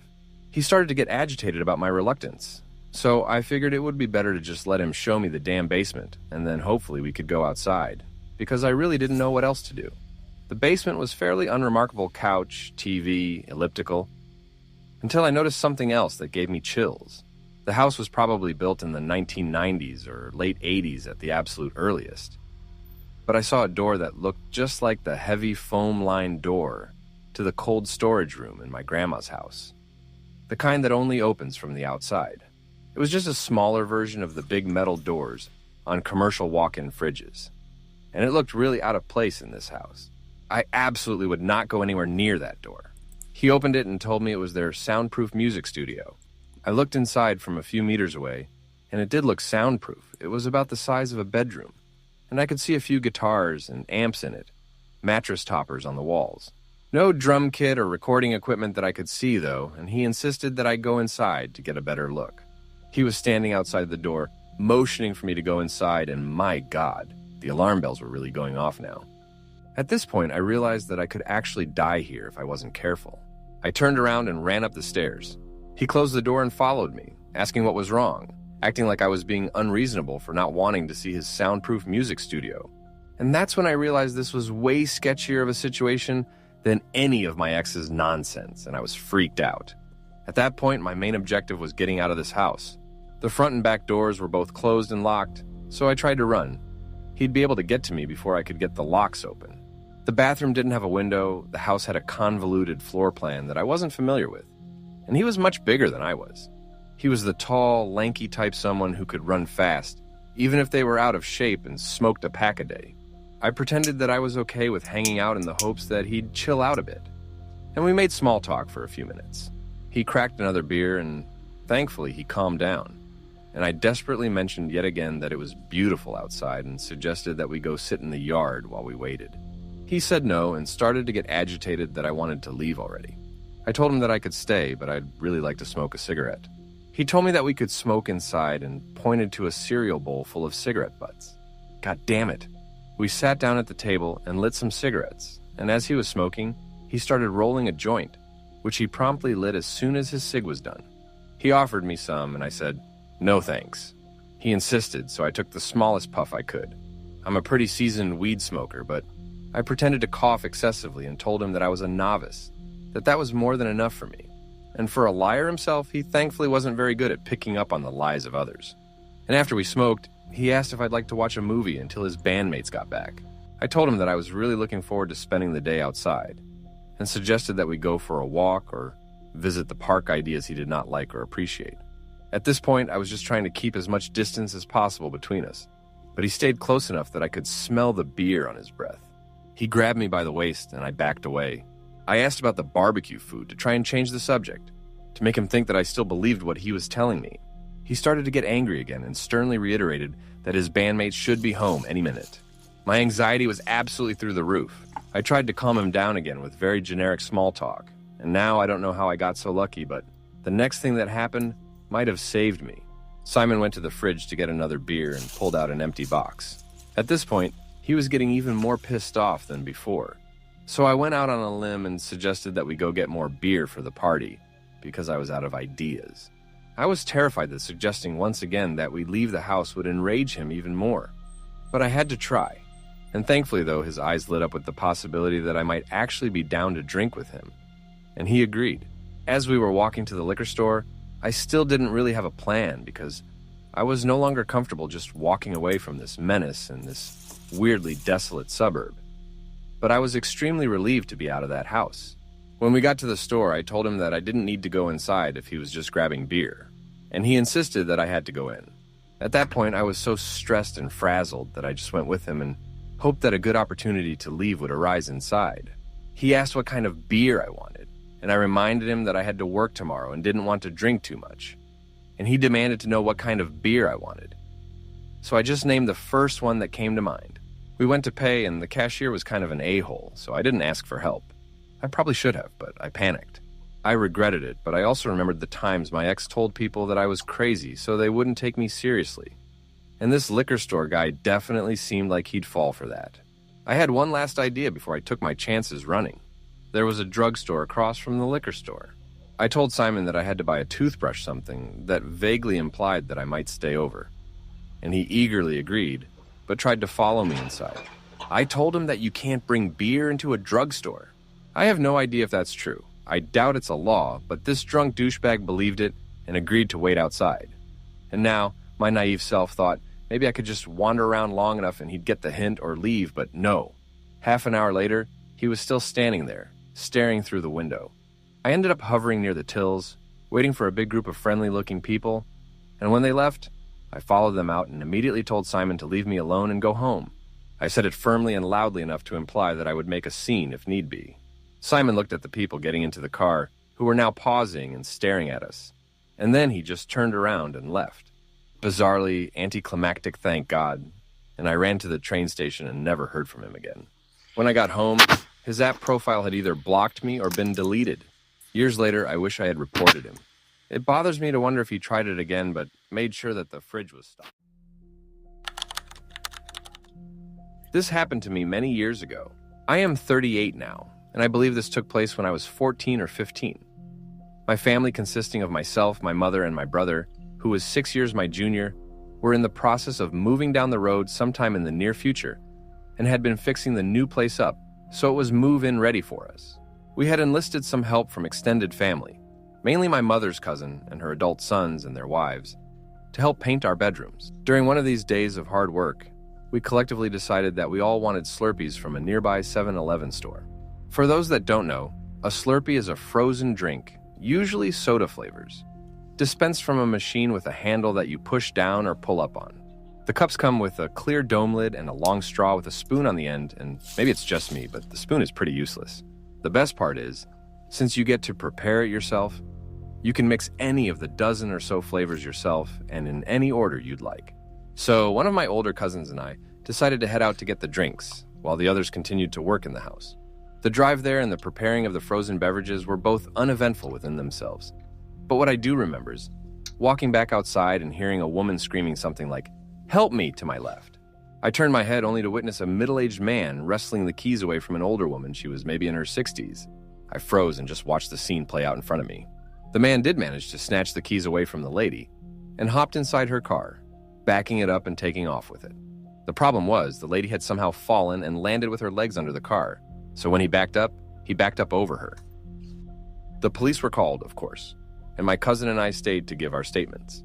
I managed to memorize the license plate to the stolen car, which came in handy when the lady was so in shock she couldn't remember it herself. I was always told growing up to get the plate number if there was ever an emergency involving a car, and so I did just that. I remember hearing later that the car was found about 30 miles or about 48 kilometers away from where it was stolen. I'm not sure what happened to the lady, the man, or the car. And since this was the early 2000s, I highly doubt that there would be any information online this long after. That 7-Eleven has since closed and become a few different businesses, the most current being a cell phone store. But anytime I venture past that place, I always think back to that event that I witnessed many years ago. This is something you guys have been requesting the hell out of for a long time. It took a lot of time, but I finally found 3 stories that take place during school lockdowns.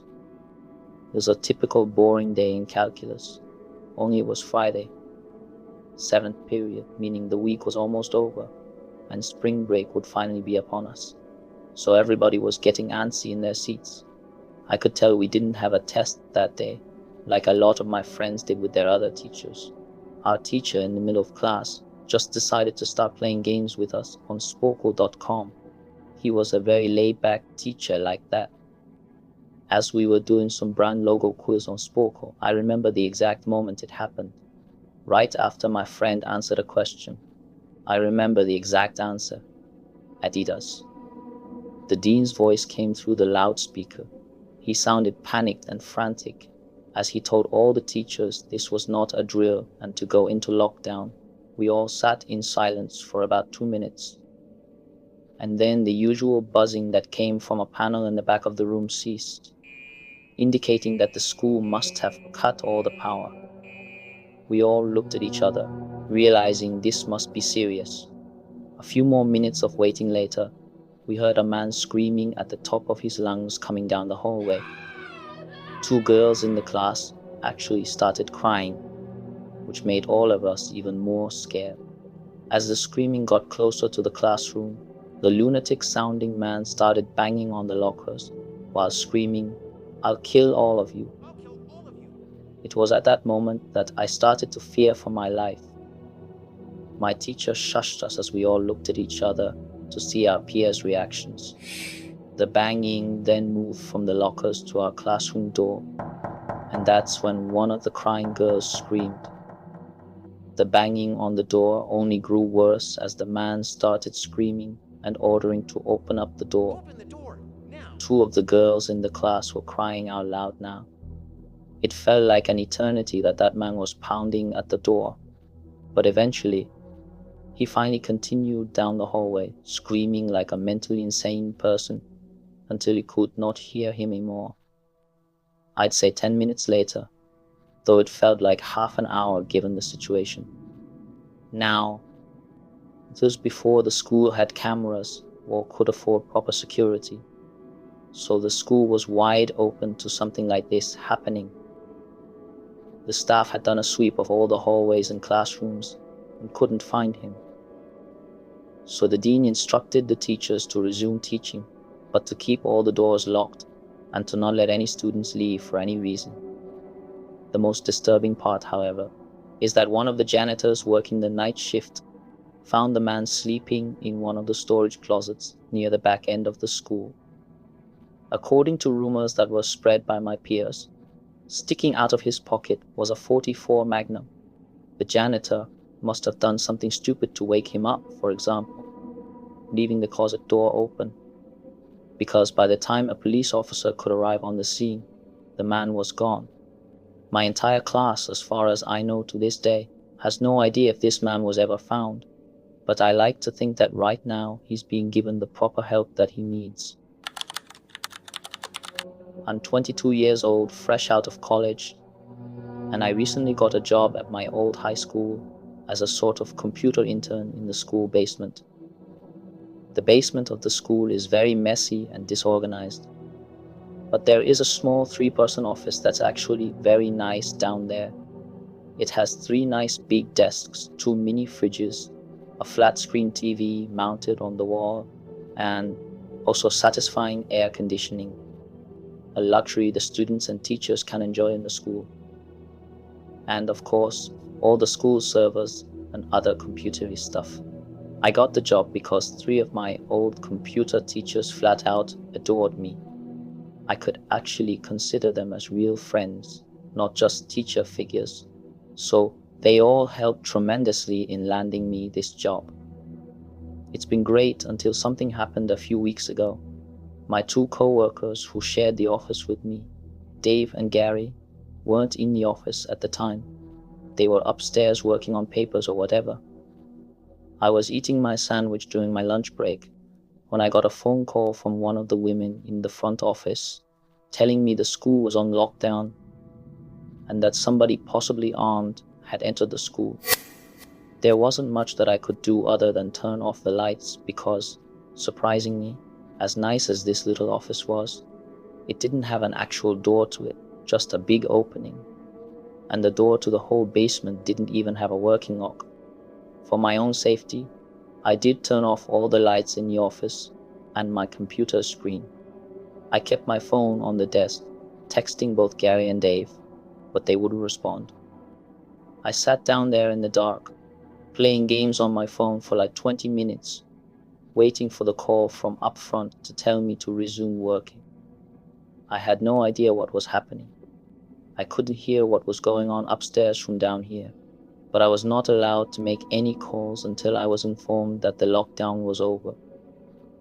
Then the noisy basement door opened, and the creaking echoed across the basement and into my office. I sat up from my seat, wondering if I should call out for Gary or Dave. I was eager to get some info from them. Someone then came running down the stairs, and their footsteps were approaching my office. I pushed away my chair and crawled under my desk. Somebody entered the office but did not turn on the lights. There was just silence. I can't even describe the fear I was experiencing. I felt like if I made one sudden noise, I'd be a dead man. Suddenly, my phone dinged as I got a text message. I felt my entire world shrivel up and die at that one moment as I clenched my teeth in fear. Footsteps suddenly moved closer to me until I finally dove out from under the desk in capitulation, begging whoever it was not to kill me. Just then, someone grabbed my arm and pulled me up. It was some guy in a red plaid button-up, jeans, and a reddish-black cap, he told me. "It's okay, I'm just down here hiding with you. What's going on up there?" I whispered to him, but he kind of ignored my question and asked me if there was an exit down here. I told him, yeah, around that way. Before he could do anything else, I asked him, "Who are you?" There was a brief moment of silence before he started explaining he was coming in to pick up his son when a teacher told him to hide. After his explanation, I checked my phone and saw the text I received was from Dave. It said, "This is crazy. Some guy with a gun shot Mr. Buckley. He's wearing a red shirt and hat. Whatever you do, don't come upstairs." I was about to reread that text out loud to the man until I realized I looked up and felt my stomach sink. The man seemed to catch on to my suspicious stare. Panicking, all I could think to do was to run for the upstairs. A gunshot echoed through the basement, and I could hear the bullet ricochet off something metal in the darkness. But thank God the bullet missed me, and I made it upstairs. It was later determined that the man and Mr. Buckley had some beef for whatever reason, but that was never revealed. All we know is that Mr. Buckley couldn't have done anything that would have warranted this kind of reaction, and I know that the sound of that gunshot will forever echo in my mind. My school has 2 lunch periods. The first lunch period is for all 6th graders and some 7th graders, while the second lunch period is for the other half of the 7th graders and all 8th graders. The lockdown happened in the beginning of October. On the day the lockdown occurred, it was overcast and rainy. During the first lunch period, I heard 4 loud booms. I personally thought it was thunder, but the entire lunch crowd started screaming. I was thinking those kids were just serious pussies. But the campus security came in and started yelling at people to go into the multi-purpose room. And the kids who were in line buying lunch had to throw out their lunch and come inside. Me, some friends, went inside the room along with a huge group of other kids. Everyone was curious as to what was happening. Our multi-purpose room is huge, and the back wall of the room is made of see-through glass. When me and my friends were rushed inside the campus, security was covering the glass with the curtains, and there were adults at every exit. My friend Eric was curious as well as the rest of us, so he asked one of the adults what was going on when he came back. He said, You know how right in front of TMS there's those houses? I replied. Yeah, there's this mentally disabled crazy man that barricaded himself in front of his house, and he's threatening to commit suicide and kill the cops if he's evicted. He was walking around outside of school watching kids in a weird way, Eric told us. It turned out the man was also a registered sex offender, making matters worse. We were stuck in the multi-purpose room for a whole hour, taking up 2 periods. After the whole thing was settled, we were escorted to our classrooms one by one. I later found out that the man lives next to my friend Brandy, who told me about the previous Halloween when she saw the same man at his window, cutting his arm and writing in his own blood, "Don't come here or I'll kill you," on his window. Of course, being Halloween, people, including Brandy, assumed it was just for the holiday. But after this horrific incident, we knew this man was mental, and we were glad he never got near us. Okay, first things first, I am a girl, about 5'7" inches and around 130 pounds. This happened to me about 3 years ago when I was in my early 20s and still a student living in a very safe area. Growing up, I loved martial arts, and having grown up in a small rural town, I'd take what I could get. Karate? Fine. Jiu sure. Kung Fu? Why not? Taekwondo? Sign me up. I love martial arts. I still do, because they help me discipline my body and mind and grow my confidence. It had been a few years since I had moved out to my country's capital to study, and I had kind of fallen off the martial arts wagon at that point, with college taking up most of my time. I should also mention that at the time I lived with my younger brother and our cat. We lived on the first floor, the second floor for all my American people, right next to a military camp and a patch of forest that leads to a creek. On our back balcony, there was a circular metal ladder that would lead up to our balcony and the kitchen door, which of course we always kept under lock and key, except for when the cat wanted to go out. When we'd unlock the door, he would go down the outdoor metal stairs to find his cat friends and play. I commuted to my college every day by walking 30 minutes to a bus stop, then riding the bus for an hour, and then walking another 10 minutes until I made it to campus. And when it was time to go home, I'd have to do the same thing all over again. So, as you can imagine, it was very tiring. I would be out of the house every day from 10 o'clock in the morning until almost 10 o'clock at night. So when I'd come home, I'd be tired. I don't believe in premonitions much, but I do believe in instinct. And for quite a while, I felt like something was up with that patch of forest behind our apartment.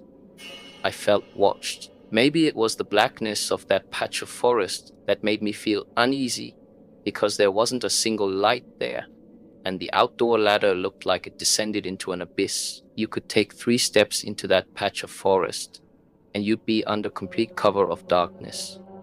It made me feel weird, because even though I couldn't see anything, I knew that something was up. I had no proof, but I knew it. I was in class one Wednesday afternoon with my best friend at the time, and a professor came in to pitch an internship to us. Internships aren't very well known in my country, so professors actually had to argue their case about why, as students, we could benefit from this. My best friend, I'll call her Kay, was very interested, but when the professor listed off the requirements, she realized she couldn't apply as her GPA wasn't high enough. This led to Kay having a crying fit after class was over, which led to a panic attack, and it got so bad that she called her boyfriend to come pick her up from campus. And since I didn't want to leave her alone, I stayed with her until her boyfriend showed up and got in his car with her. The conversation in the car was basically me and her boyfriend trying to console her and help cheer her up. I asked her if she'd like me to go over to her place so we could all hang out, but she said that she was okay and didn't want to put me through the hassle of commuting home the next day. She lives a full hour away by car, so 2 hours away by public transport. So it was decided that they would drop me off at my house and they'd go to theirs. We get to my house around 7 o'clock p.m., a full 3 hours before I normally come home. I hug her, tell her to text me if she needs anything. I thank her boyfriend and get out of the car, glad that I'll be home early for a change. I went in through the main entrance, climbed up the stairs to the first floor, and put my key in the lock. I opened the door and called out my brother's name like I always did, and got no response. The house was dark, except for one light in the room where the front door opened into, and eerily quiet.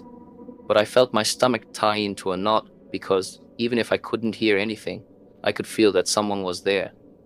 And when my instinct talks, I listened. I turned right into the hallway that leads into our rooms, and I saw my brother's door slam shut hard as soon as I got in the hallway. My brother's room is on the end of the hallway on the left, facing my own room, which is on the right of the hallway. My first thought was that my brother had taken a shower and forgotten to get a towel, so he made a run for it from the bathroom, which is next to my room, in embarrassment. But then I heard muffled whispers coming from his room, sounded hushed and pressing. I still had no reason to be afraid, but I was on high alert because I thought my brother and his friends were planning on jumping out of his room and scaring me, and I wasn't about to let them get the satisfaction. So I inched down the short hallway through the darkness, and before I knock on my brother's door, I take a look at my room. It was a fucking mess. My mattress was off my bed. My clothes and my books were all over the floor, and my jewelry box was empty and thrown on my bed. All in all, it looked like a tornado had gone through there, and the hushed whispers in the next room sounded extremely pressing and anxious now that I was close, because though I had tried to tiptoe as silently as possible, my steps had been audible. I realized what was happening, and I went ballistic. At that moment, I fucking lost it. My fight or flight instinct kicked in, and it kicked fight into maximum overdrive. The words danger, thieves, fight hit me like a truck, and I threw my whole weight on my brother's door, busting that door down so furiously you'd think it owed me money. I saw no one in the room, but it was also a mess, and I knew what I had heard, so I ran to the balcony door. I ripped the curtain out of my way and went through the open balcony door just in time to catch one of the thieves right after he jumped off the balcony ledge. Looking back on it, he looked like a normal guy. Black hair, normal height, athletic build, big earring on his left ear. But at the time, he looked like a fucking monster to me, a vile, putrid, home-invading piece of shitty thief monster. By the way, sorry if I'm swearing too much. I just can't stand telling this story. I hope you understand me. Anyways, I started screaming unintelligible things as I saw him stumble around, obviously hurt his legs before he got back on his feet and ran away. They were gone. I was safe, but then it hit me. Where the fuck was my laptop? I ran into my room and tore the place apart looking for my laptop. It was gone. I started screaming and crying.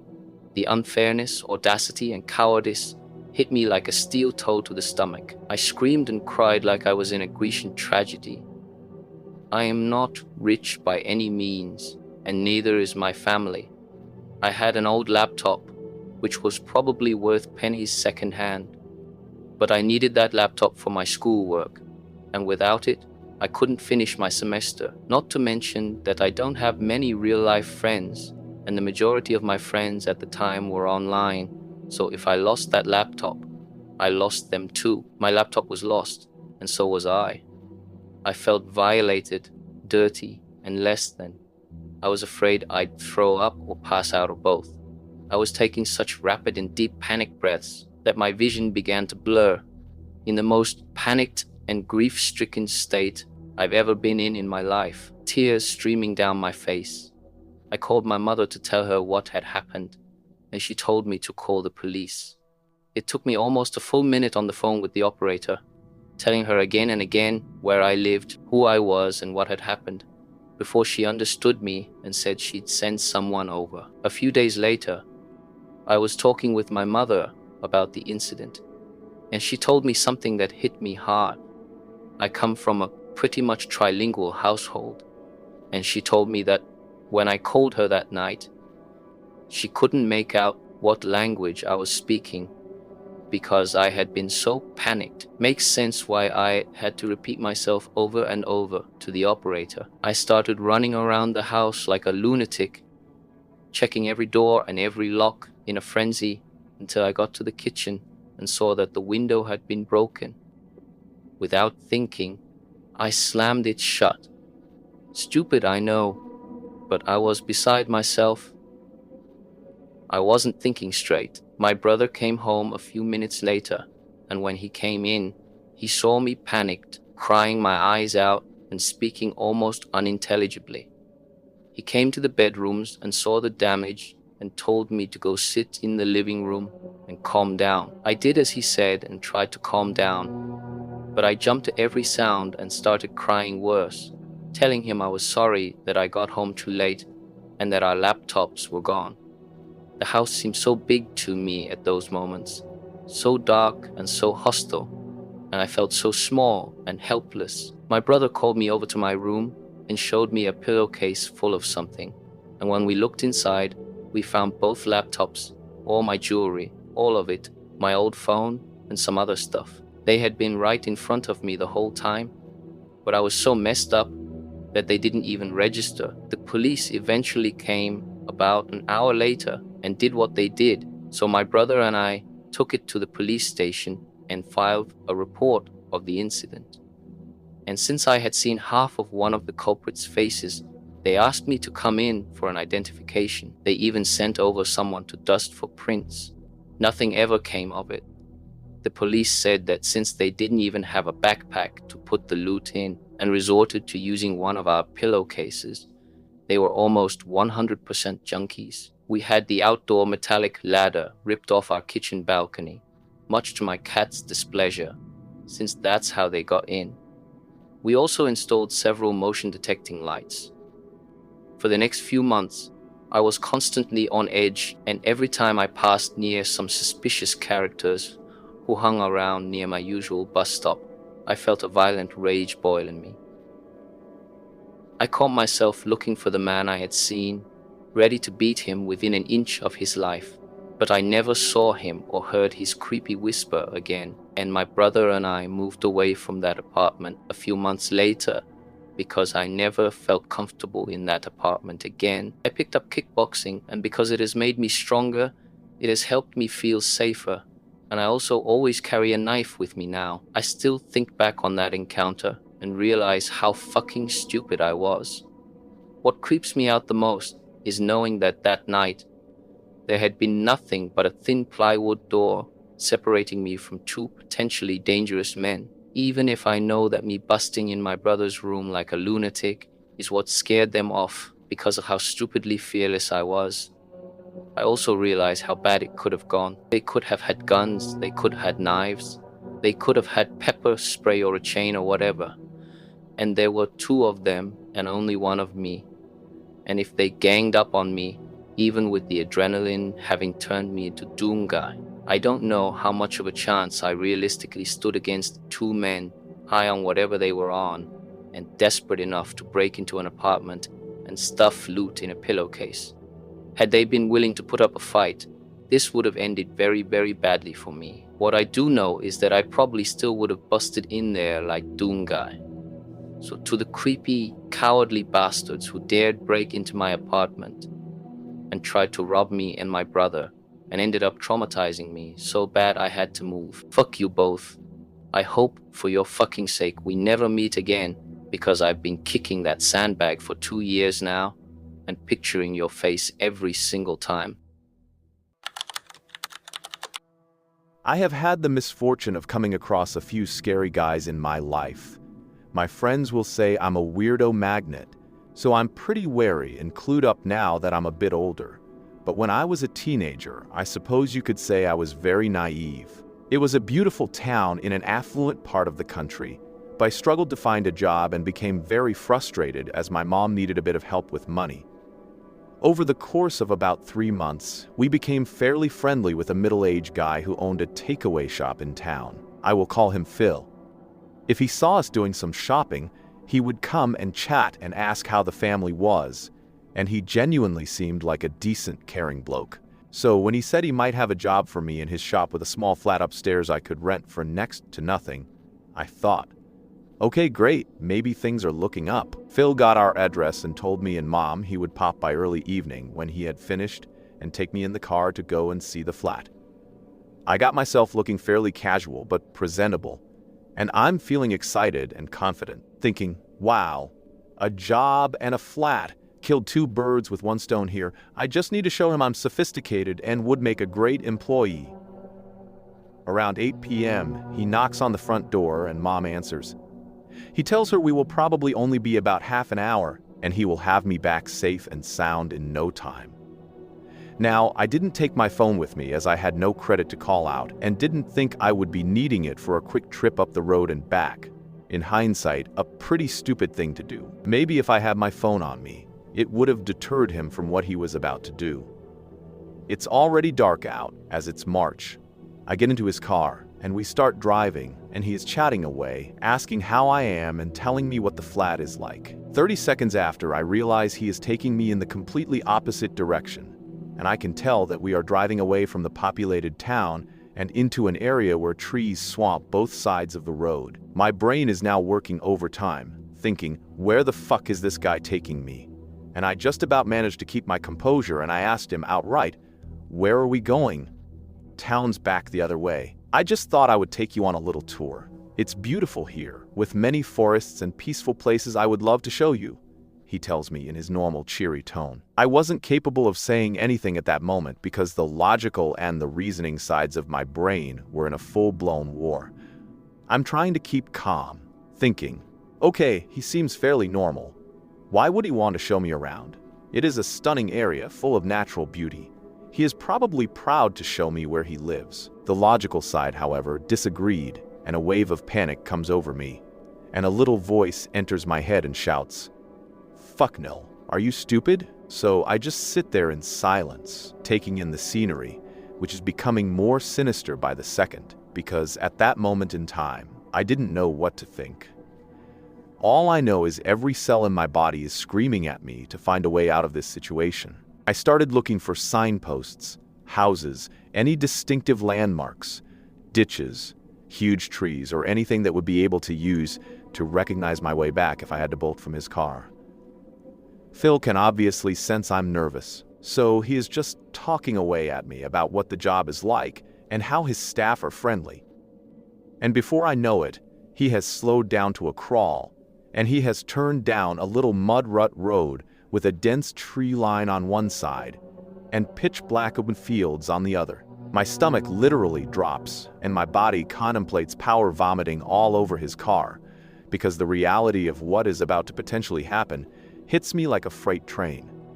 I'm thinking to myself, if I jump out here, I have to be able to run over muddy fields into literally nowhere. But my imagination starts rather helpfully flashing by images of him grabbing me before I get a chance to get out the door.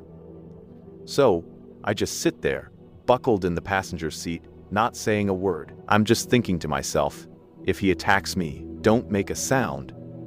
Don't give him the satisfaction of showing him I'm scared. My brain was about as useful as a chocolate teapot, and I was starting to get angry with myself for not doing something. But I was terrified. We come out at the top of this little dirt road, and there is a tiny little car park surrounded by woodland with one car parked in it. It was clear there were people in there having sex, and as he pulls near the car, I realize he has brought me to a local dogging spot. He turns to me and puts his hand on my knee. We should do what they are doing, with a deadly serious expression on his face. I make this bizarre half-nervous laugh, half-garbled, high-pitched whine, and I try to laugh off the suggestion to show I'm not into it, and I'm super uncomfortable right now. The alarmed expression on his face at my gurgled cackle, which sounds like I've swallowed a potato whole, clearly freaks him out, and I'm mentally congratulating myself for my socially awkward and grossly unsexy reaction. It will be fun. No one will see us, he persists. No, I don't want to. Plus, I'm kind of seeing someone right now, I lie. But he sits there just smiling at me like a Cheshire cat. like I'm going to miraculously change my mind at the sight of his weird face. Mom will be expecting me home now, I tell him after an insanely uncomfortable 30 seconds more of this, as I try my damn hardest not to make eye contact. I'm sure she won't mind you being out a bit longer with me. You can trust me. You know, he tells me with a straight face as we sit next to the sex wagon parked next to us. I sharply pull my leg away from his grip and tell him again, Mom is waiting for me. She will start panicking if I'm not home in the next few minutes. Take me home. I look him straight in the face, and he knows that I'm not messing around. Okay, that's fine. I'll take you back now, he says without another word. He drives me out of that creepy, seedy place and back home. My finger is hovering over the seatbelt button, ready to jump out as we pull up outside our home. I breathe a sigh of relief as I can see my safety literally a few feet away, and before he can stop me, I'm out and slam the door behind me. As I'm stepping over a tiny little rope fence around our garden, he gets out of his car and my heart sinks. I think I'll pop in and see your mom quickly, he tells me, and I swear I could see a smirk on his face. But I know he is only doing this because he is freaking out, knowing damn well I'm going to tell her. He was trying to delay the inevitable or scare me into keeping my mouth shut. Before I can try and talk him out of it, Mom has heard us pull up and opens the front door. I barge past her with one thought on my mind. I head straight into the kitchen, grab a small knife out of the drawer, and fly into my little sister's room like a mad woman. Don't you fucking dare leave this room, no matter what you hear, I whisper to her, seeing the knife I am stuffing up my sleeve. She just looks at me with panic in her eyes and whispered back, Okay. I walk back into the living room, and the cheeky bastard is sitting on one sofa, sprawled out, comfortable as fuck, like he is at home. I see red. I swear to God I felt like the Hulk. I'm ready for the bastard.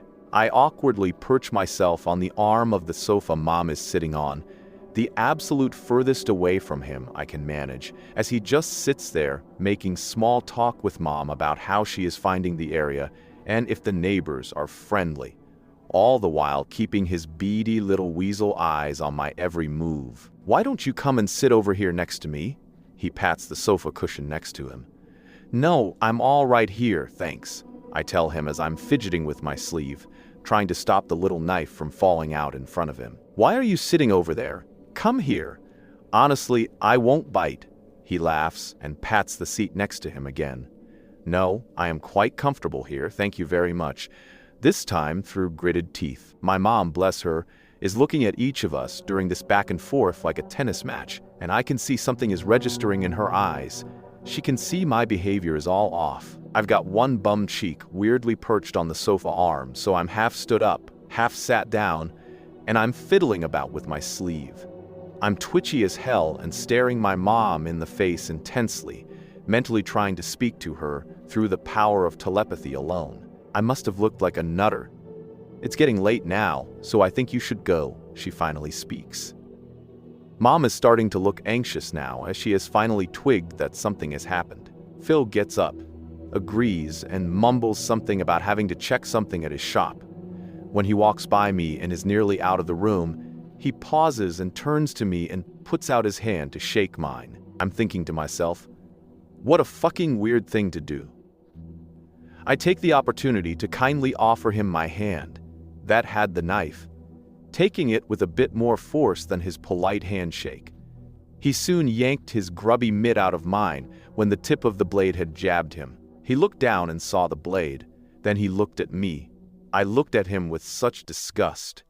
Phil hightailed it out of our home so fast without another word. A prick for a prick, I told Mom everything. She was fuming.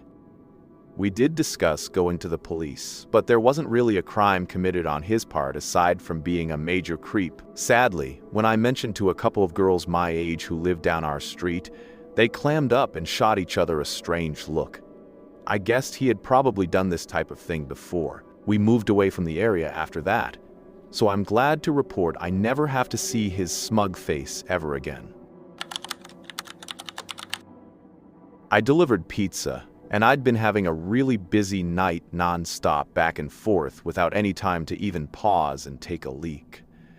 I've been so busy that I wasn't really thinking about bathroom breaks. But we're also going through a bit of a heat wave in our area. All of a sudden, as I was driving to this particular delivery, the urge to go hit me like a ton of bricks. Things went from 0 to 60 in an instant.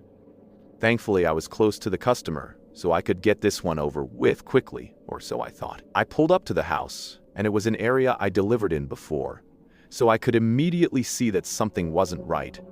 All the lights were off in the house, not even the glow of a television or anything. It was extra apparent because the street light closest to the door happened to be out of order, and on top of it all, the block was dead quiet. This is a big university area, and obviously, there aren't many student renters in July, but there had to be at least one person because someone ordered this pizza. Maybe they just like sitting in the dark, or they were out back in the yard. Whatever. I just didn't want to get out of my car and knock on a quiet house in the middle of the night, around 9:30 p.m., without first checking that I had the correct address and the customer was inside. It was scorching that night, even after sundown. My car's AC is a joke, and the piping hot pizzas don't help things much. So I have to try and open the car door as infrequently as possible to keep any cool air in. Called the number the customer provided, and the voice on the other end said, kind of brusquely and out of breath, "Yeah?" I just tried to keep it clear and concise. "Hey, it's your pizza out front, but there doesn't appear to be anybody home." And the customer replied, still gasping for air, "Yeah, I'm not home. I had to pee." By that point, I was much less patient than I'd otherwise be with a customer right out of the gate. "Well, then we're going to have to terminate the order because I've arrived in the stated delivery window, and you were supposed to pay in cash, so I don't know what to tell you. Plan ahead next time." I instantly regretted letting my bladder do the talking for me, as the voice on the other end came through more clearly as a young, bubbly, and very, very distraught girl who couldn't have been older than 20 or 25. "Oh my gosh, I'm so sorry. I was running down the street, so I could barely hear you," she cried. "I just switched you out of my AirPods. Is that better? Sorry, I completely lost track of time at work, but I knew you were coming. That's why I'm literally running home right now. Please don't leave. I'm starving and I don't have a car. Seriously, please don't leave. 5 minutes tops, okay? I know what it's like to be hungry and running late and have no car but not live near any restaurants." Plus, when I heard her voice, I began to remember more specifically having delivered to this place a couple of times before, and she'd always been perfectly nice. Now I felt bad for snapping at her. I tried to walk it back while simultaneously looking out my window for potential spots to pee. No, my bad. I'm letting the heat get to me, and it's not your fault. No need to rush. See you when you get here. I hung up and, while surveilling the street, was starting to think I was really out of luck. All the other houses had people in them and were close together, so there were no clumps of trees or out-of-the-way patches of land or anything. Of course, I had just tossed my empty water bottle at the last delivery because I'm an idiot. Finally, I decided it was escalating to the point of an emergency, and the safest bet was to use a bush in front of the woman's house. She wasn't home. The streetlight was out, so no one would see me. The people who were home were inside. My car was parked across the street, and we're a small shop that doesn't wear uniforms, so if someone did spot me, they'd have no way to connect me to my employer. Animals pee outside all the time. Humans are animals. This is fine, I told myself. I scurried over to the tallest bush in her front yard. She didn't really have much of a yard, more just a walkway lined with bushes and flowers that ran adjacent to her front door. The biggest cluster of bushes, the only one where I could be sure there would be no visible splatter on the side of the house, was about 4 feet from her door. I looked both ways, unzipped, and let fly. After the initial millisecond of relief, so I keep squinting into the darkness to see if maybe I am hitting a key rock or something and could just move a few inches over instead. All of a sudden, I heard a way more concerning noise, a deep voice exclaiming, "What the fuck?" And before I could turn around, assuming I'd been caught by a neighbor, a man came leaping out of the bushes. He blew by me, brushing my golden shower off him as he did. He spat pretty emphatically on the ground, so I think I might have beamed him right in the face. I didn't see where he went after a few paces, but though this next part is kind of a blur, I do think I remember hearing a car screech out from a bit further away after a minute. I'd gotten some night vision by that point, so I was able to make out his height, build, and outfit, but only the most general details of each. I was in such shock that I didn't even put my dick away. I just stood there, trying to figure out what had happened. The reality was so terrifying that my mind refused to accept it and impulsively searched for a reasonable explanation that could make everything okay. I thought, could these bushes lead to some backyard area and just look like they were against the house? Could they have been obscuring an open window? My inner voice was desperately screaming, "Bruh, that man was wearing a hoodie in 90 degrees weather. That was a bad man. You're in a bad situation." But the very idea that I was within inches of a guy who would be hiding in bushes at all, let alone in front of a young woman's house at night, just wasn't something I was ready to grapple with yet. I was coping by not coping. My fight-or-flight response totally failed me at that point, because my dumbass did the absolute last thing I should have done and approached the bushes to try and validate this. There must have been a good reason for a man in a hoodie to be behind these bushes in the middle of the night theory. So I walked over to the side, turned on my phone flashlight, and tried to peer around the line of shrubbery. Pro tip: as scary as things may look in the dark, seeing them with a single beam of your flashlight can sometimes make it even worse. That's when I saw the bag. There was a tattered drawstring bag sitting behind the bushes, slightly splashed with pee. But I was in such a moronic daze from shock that I groped around for it, thinking, see, this is it. This will explain why he was back here. It explained it once I maneuvered it over and pulled it open. I saw a sharp knife, a roll of duct tape, and a bottle of pills. The delusions officially broke at that point, and all the adrenaline, endorphins, and self-preservation instincts that had been suppressed kicked in 10 times over. I became whatever the opposite of dazed is, more laser-focused than I have ever been in my life, with one singular goal: get back to my car. I dropped the bag, booked it across the street, got in my car, and slammed the pedal to the floor before the door was even all the way closed. I went as far as I could, as fast as I could, and I hit a red signal. Then I pulled off to the side and realized I shouldn't be driving any more than necessary in the condition I was in. I pulled into the parking lot of a 24-hour drugstore and took a breath. I was finally calm and coherent enough to zip up and formulate a plan of action. My first lucid thought was, who do I call first? The police or the girl whose house that was? I thought about it for what couldn't have really been more than 10 seconds, but it felt like an hour. And I decided, okay, I'm in my locked car with the engine running. If trouble starts, I can drive away. I know something's up. She might not. She needs to know to keep walking in that direction. But as I was dialing her number, it occurred to me, what if there was no girl? I thought I remembered delivering to that house before, but what if I was wrong? I called 911. The operator was very helpful in keeping me calm because I was a complete wreck by this point. He kept assuring me that someone would be there soon. I kept telling them they had to get there before the girl did, but I was trying to express 3 thoughts at once and was really damaging my own credibility. It came out more as, you've got to save this girl because he wasn't after me. I was just delivering a pizza, unless they were after me, in which case there might not be a girl. But I talked to one on the phone, so then you should find that girl because they used her to lure me there. But if she's real, she doesn't know about the guy who was also real, and there could be more guys.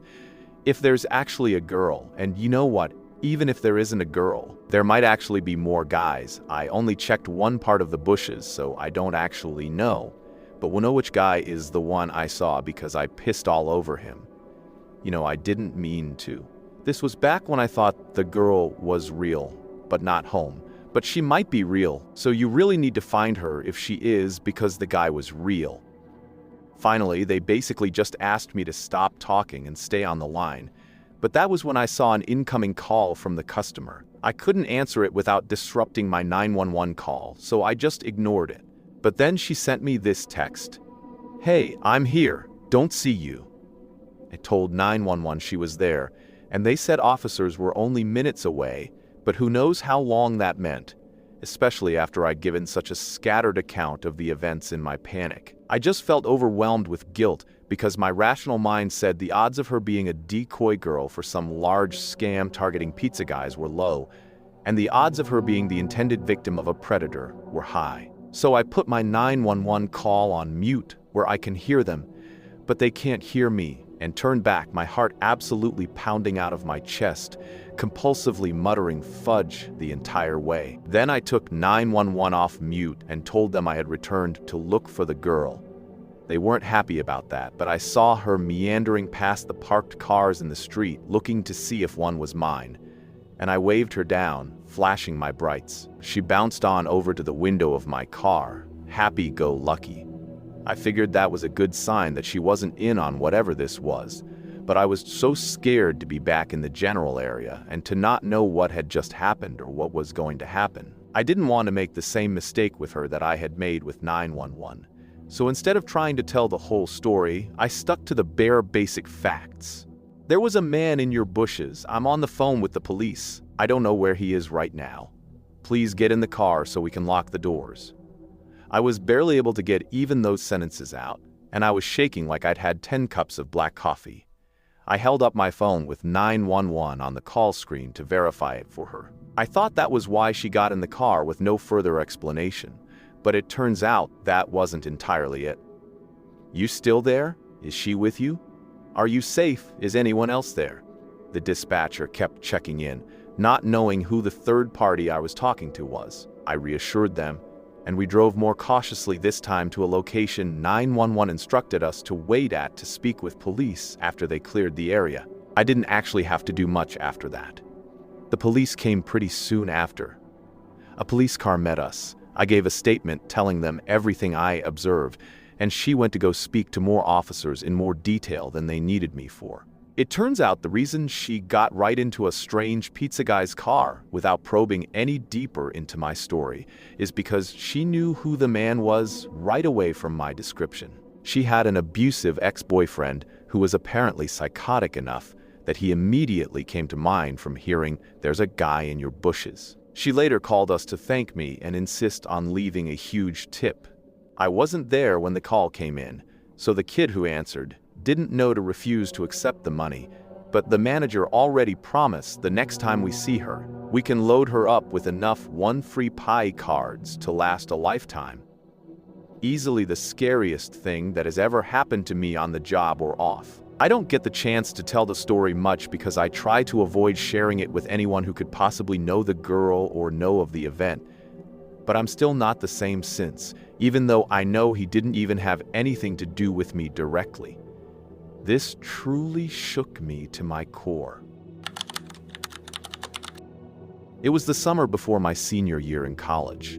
My little brother, always interested in military stuff, had gotten a pair of night vision goggles for his birthday, and he left them at my apartment one night. I was bored and decided to go try out the goggles at a wooded hiking area preserved nearby. In retrospect, this seems like a very stupid idea since I was all by myself and female. But I was young and stupid, and I got myself all excited at the possibility of seeing deer and other woodland creatures in their natural nighttime habitat. I was familiar with these woods. My best friend and I had hiked there at night before, and we'd never run into anyone else. Our area is mostly rural and pretty safe, so I didn't anticipate any trouble. I parked in the little sparsely lit parking area, ignored the sign, "Park closes at 10, and entered the woods, night vision goggles in hand. It was a half moon that night, and that was the only light that filtered down through the canopy of trees. It was pretty dark, and I didn't want to put on the goggles until I'd found a place to sit down. I lit my way with the mini mag light on my keychain. A couple of times I thought I heard a little rustling in the woods a fair distance away, but it was nothing out of the ordinary, and I put it down to animal activity. Hopefully the deer I'd come hoping to see. After I'd hiked in a fair distance, I found a fallen log to sit on and put on the goggles. I don't know if you've ever used night vision goggles before, but the effect is impressive. They can turn near pitch darkness into bright as day, Everything appears in shades of green, but quite bright and clear. For a while, I had a blast looking around from my fallen log vantage point.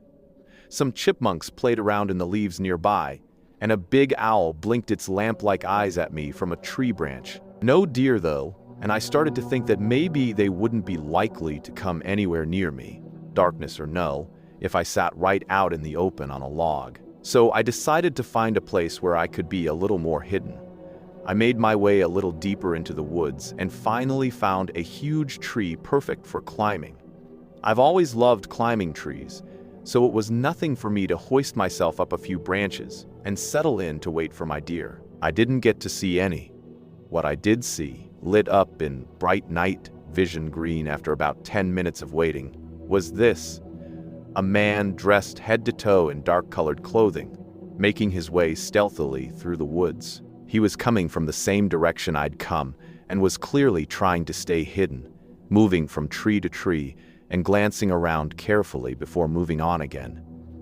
It looked very much like he was looking for someone. It took me a few moments to notice that he was carrying something, and when I saw what it was, the hairs on the back of my neck stood up.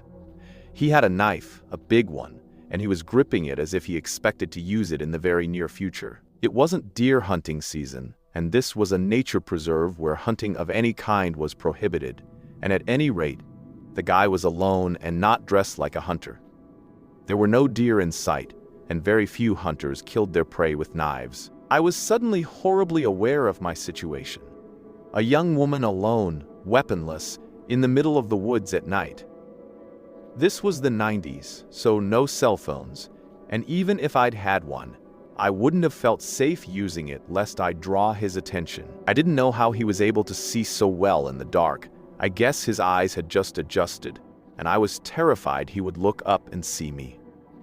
I sat there, afraid to move, afraid to breathe, and watched him as he continued his methodical and stealthy process of scanning the forest for who or whatever the hell he was stalking. I scanned around but couldn't see anyone else, even from my high vantage point, and the sickening thought struck me that he might be looking for me. I remembered the rustling noises I'd heard in the woods when I first arrived, and then I thought back further and remembered something else.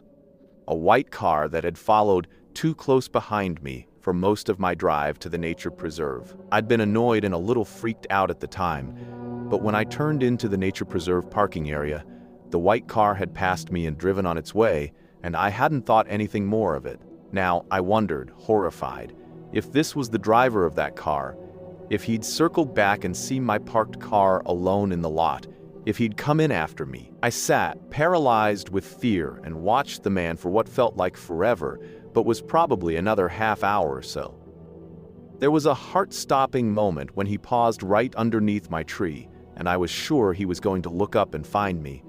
But he didn't. After a while, he seemed to give up on whatever plan he had in mind.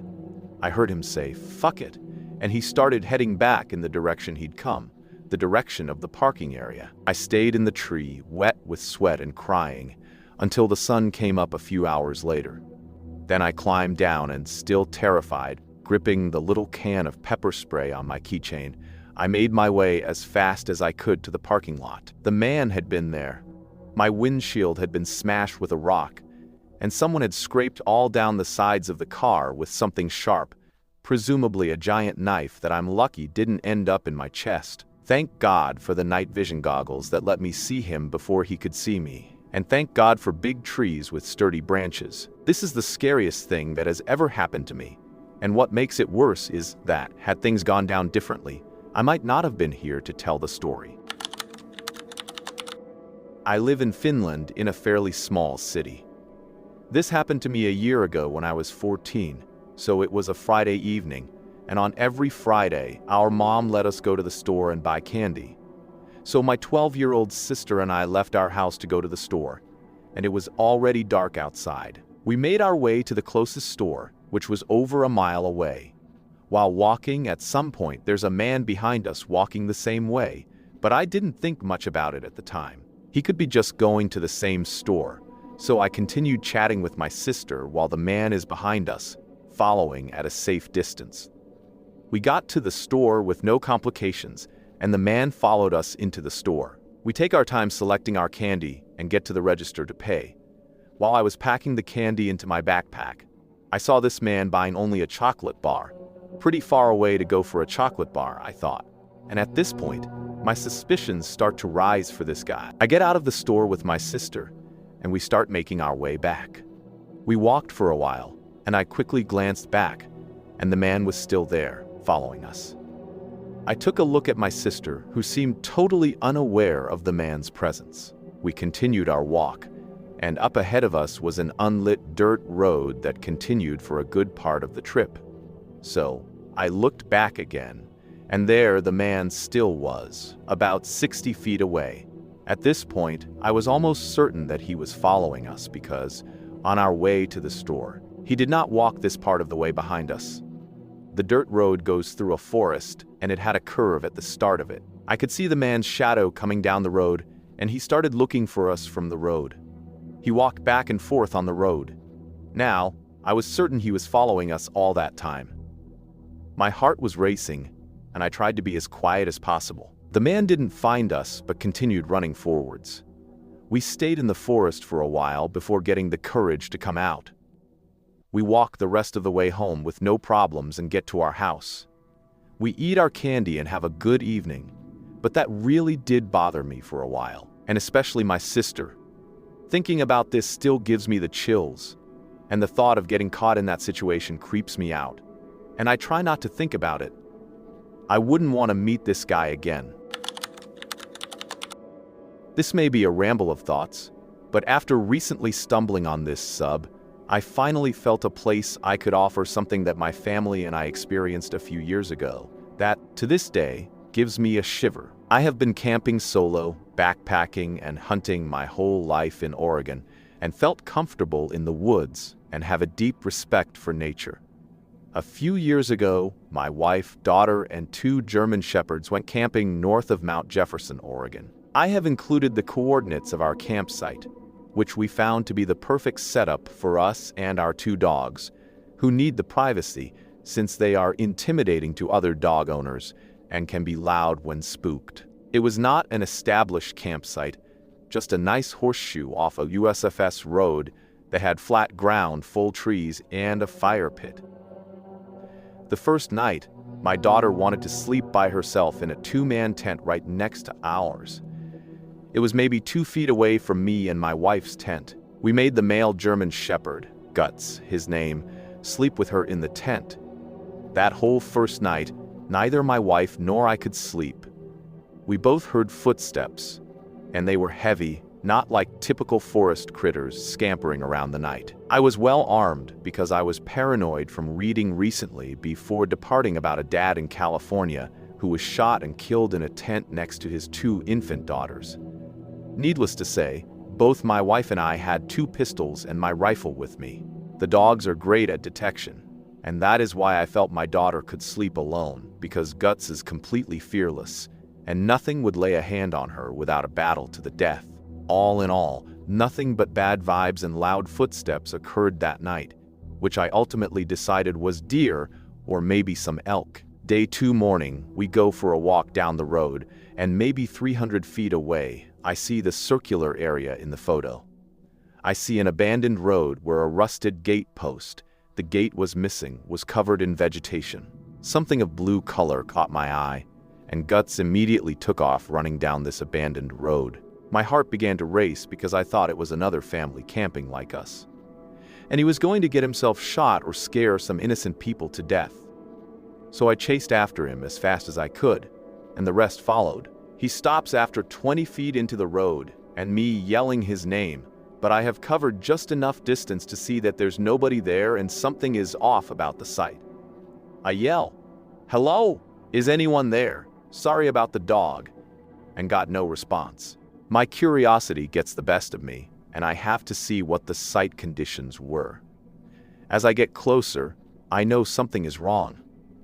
It had all the necessities for a campsite, including a cooler, propane burner, tent, blankets, and folding table. But every single item had been completely destroyed, smashed, and torn from what appeared to be claw marks. We all walked around in circles, puzzled why anyone would leave all their camping gear behind, including an expensive REI tent. I figured, well, someone left in a hurry, and animals got to the rest, as the only logical explanation. Still, a propane tank and cooler were flattened by something, and it certainly wasn't snow-packed with tree coverage in that spot. As the afternoon rolls in, my daughter and I are playing boat-a-ball at the campsite, and my wife goes walking maybe 70 feet north to do her business. I do not have a direct line of sight on her, but all of a sudden, I see Guts make a mad dash straight towards her. Normally, he would always be with me unless he was called over, and she didn't call for him.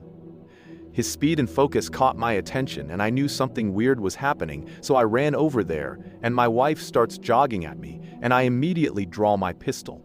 Guts has completely continued running into the forest another 100 feet before I call him, and he stopped. My other dog, Leia, who never misses the opportunity to be the pack leader, is not taking point. I have had her for now 7 years, and this was the first time in her life she refused to leave my daughter's side. She was full of hair raised and attached to us at the hip. Again, anytime we hike or play, Leia is up front, bossing everything in her path, and pauses to look to see where we are, and continues. I asked my wife what happened, and she said, "I was trying to pee, and all of a sudden I felt all my hairs raise. I knew someone was watching me, and then I saw Guts running towards me, and I just got up to move towards you." We spent 10 minutes looking for signs of anything, and saw no trails, broken branches, or anything to point to what and where something went. We decide we are spending one more night, since it's too late to pack up and drive, but we will all be in the big tent together. Before we go to bed, I put a rope with a makeshift coin alarm around the perimeter of our campsite. I used a mint can and some coins and keys from our truck and zip-tied it so anything hitting the rope gave a little jingle. Very unsophisticated, but it put my wife at ease. As I go to tie my last corner off at a tree near our tent, our third mystery item unveils itself. It looks like someone has done the same exact thing I have done with a rope that was so old and brown I didn't see it at first. It was broken, and only a few pieces remained, but sure enough, it was tied at roughly the same height, approximately 8 to 10 inches off the ground, and even had a few rusted washers on it. I immediately felt someone had stayed here before and put the same makeshift warning system on the same tree, maybe 10 to 15 years ago, based on the condition of the rope. Perhaps my paranoia has now reached a new height, but I had to make sure the girls felt we were safe, and at the time the only thing I could think of was, when the evening came around, I made them sit in the truck, and I fired a clip of my .45 into the dirt as a signal to whatever was out there that we were armed. I reassured the girls that anybody listening to that now knows we have 2 wolves and are armed, and we are too risky of a target, so we can sleep safely that night. We heard no footsteps, and the dogs never perked up and barked. We left early the next morning. Fast forward to today, and I watched the Amazon Missing 411 Hunted documentary, and I noticed the cluster smack dab close to where we camped that weekend, and a flood of dread rushes over me as I think of that mysterious abandoned campsite with the ripped tent and smashed cooler and cooktop. We have been camping since and have enjoyed the beauty of the NW, but there was something there at that place that possibly took or harmed someone else less than 300 feet away from where we camped. And we all thank our lucky stars Guts was doing his thing so well that afternoon. I am, as this was several years ago, a 35-year-old blonde white Italian-American with barely 2-year-old twins. And now, I may be biased, but my boy-girl twins are exceptionally cute. Weirdly though, they don't even look related. My son in particular got a lot of attention due to his strawberry blonde hair and giant blue eyes. So I head out to Target with my twinsies, parking slightly far from the main entrance because I like to be close to where you can return the carts, and there weren't a ton of carts in this row. As I'm getting out, another couple who parked near me and I exchanged smiles clearly. Their son is the same age as my kids.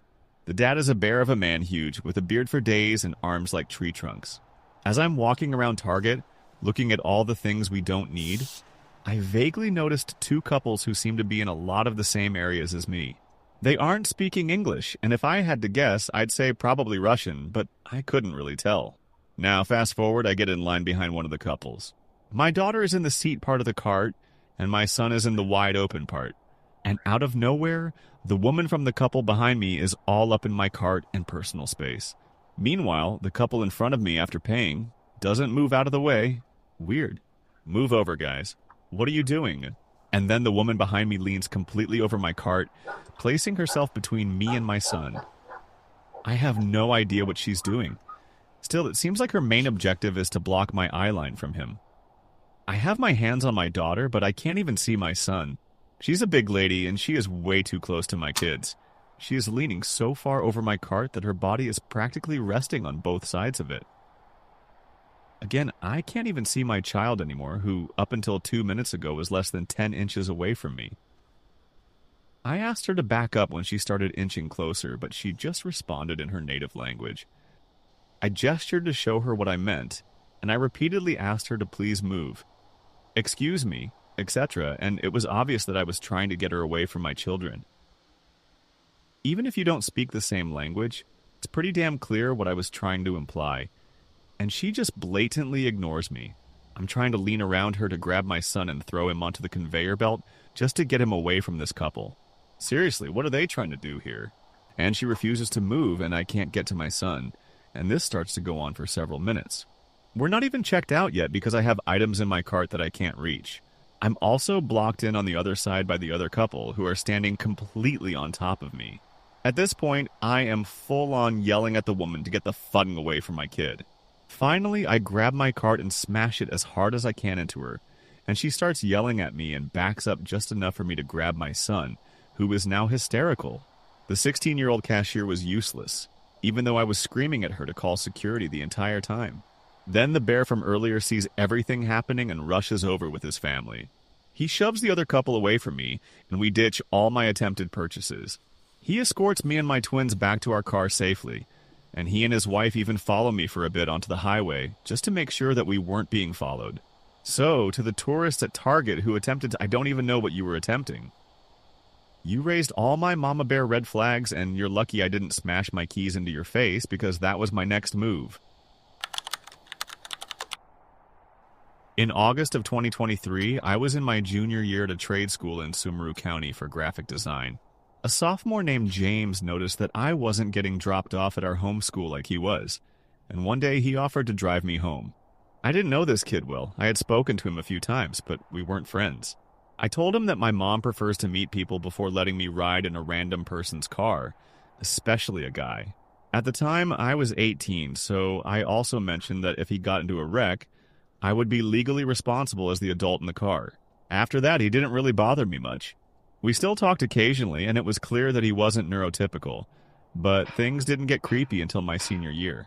We exchanged numbers because I sometimes helped him with homework that he didn't fully understand, and I also recommended some horror channels on YouTube like Reddit stories, creepypasta readings, or channels that covered disturbing videos such as Hannah the Horrible, Nick Crowley, and Nexpo.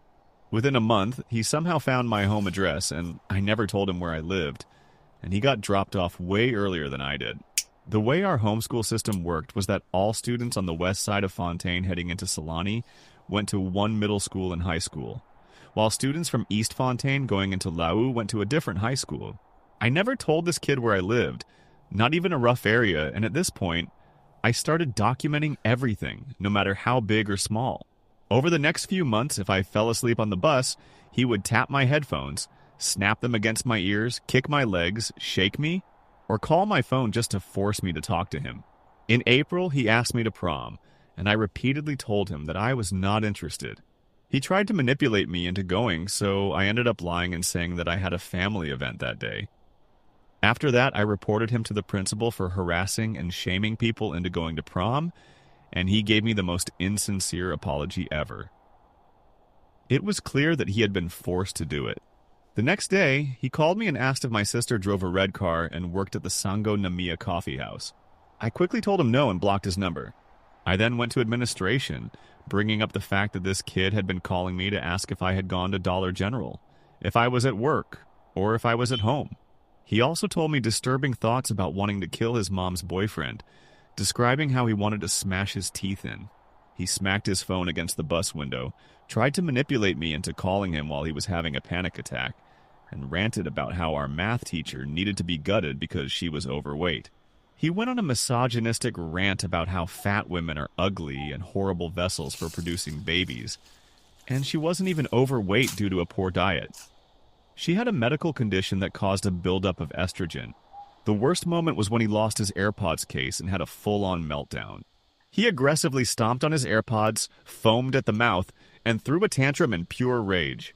I reported everything to the principal and the school liaison, and instead of listening, they yelled at me for an hour, accusing me of being mean to a kid on the spectrum. I thought that he just played Overwatch. They even justified his actions by saying that my information, my mother's information, and my sister's information were all public anyway.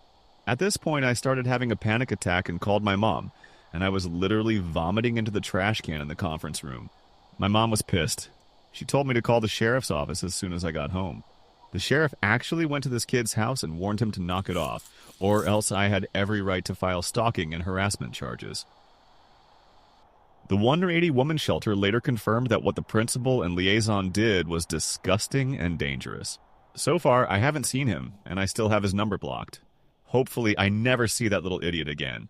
And to James, if by some chance you ever see this post, stay away from me and my sister. I hope your future commanding officer finds out about all of this. Oh, and that's right, this guy wants to join the army. This happened approximately 10 years ago, around 2015 to 2016. I was living with someone at the time who worked on an opposite schedule as me. He worked graveyard shift, and I worked during the day, so when I was getting up and getting ready to leave for work, he was just coming home. On the nights during the week, I obviously would be at home by myself, and one night during the week, I was feeling especially lonely. My favorite toy unfortunately broke and died, so I decided to drive downtown to the 24-hour adult store to buy another one. The town I live in is a mid-sized suburban town filled with mostly residential areas. The main downtown area was essentially one small area on the way to the freeway, and my apartment was 10 minutes away. I pulled into the parking lot behind the adult store. The parking lot was dark and had multiple entries all around that led to the bars and restaurants as well as the store. After parking my car, I walked towards the entrance of the store, which was on the street, and to do so, I had to walk towards the driveway that I came in to park. Upon walking to the entrance, I noticed a man standing by himself, smoking a cigarette. It was 1 a.m., and not normal to just see only one person standing by themselves there, though I figured he was one of the patrons from one of the bars on the block, taking a cigarette break. As I walked past him, he says, "Hi," to which I responded with a very quiet, "Hi," but didn't make eye contact with him. Upon passing him, I had a better look at his appearance. He had a shaved head, wore a long white t-shirt with shorts hanging past his knees, and he had a pair of sneakers accompanied with some tube socks that covered his shins. This is not unusual to see in my town, but I was more concerned that he was sitting by himself and instantly took an interest in me as I walked past him. After passing him and continuing to walk to the store, I saw out of the corner of my eye the man proceeding to follow behind me. When I say follow, I don't mean he coincidentally was walking behind me. He immediately followed right behind me as soon as I passed him, making a point to maintain the same walking speed. I did not know this man's intentions, but a man by himself that late at night is a recipe for trouble. As I looked down the dark and empty street, I weighed out my options of where to go. Initially, I thought, keep walking so he doesn't know that you're going to the adult store. But since it was 1 a.m., and there was no one on the street, I thought that to be probably more dangerous. Then I thought I'd just go in one of the bars. But then I thought that that would give him an easier introduction to approach me.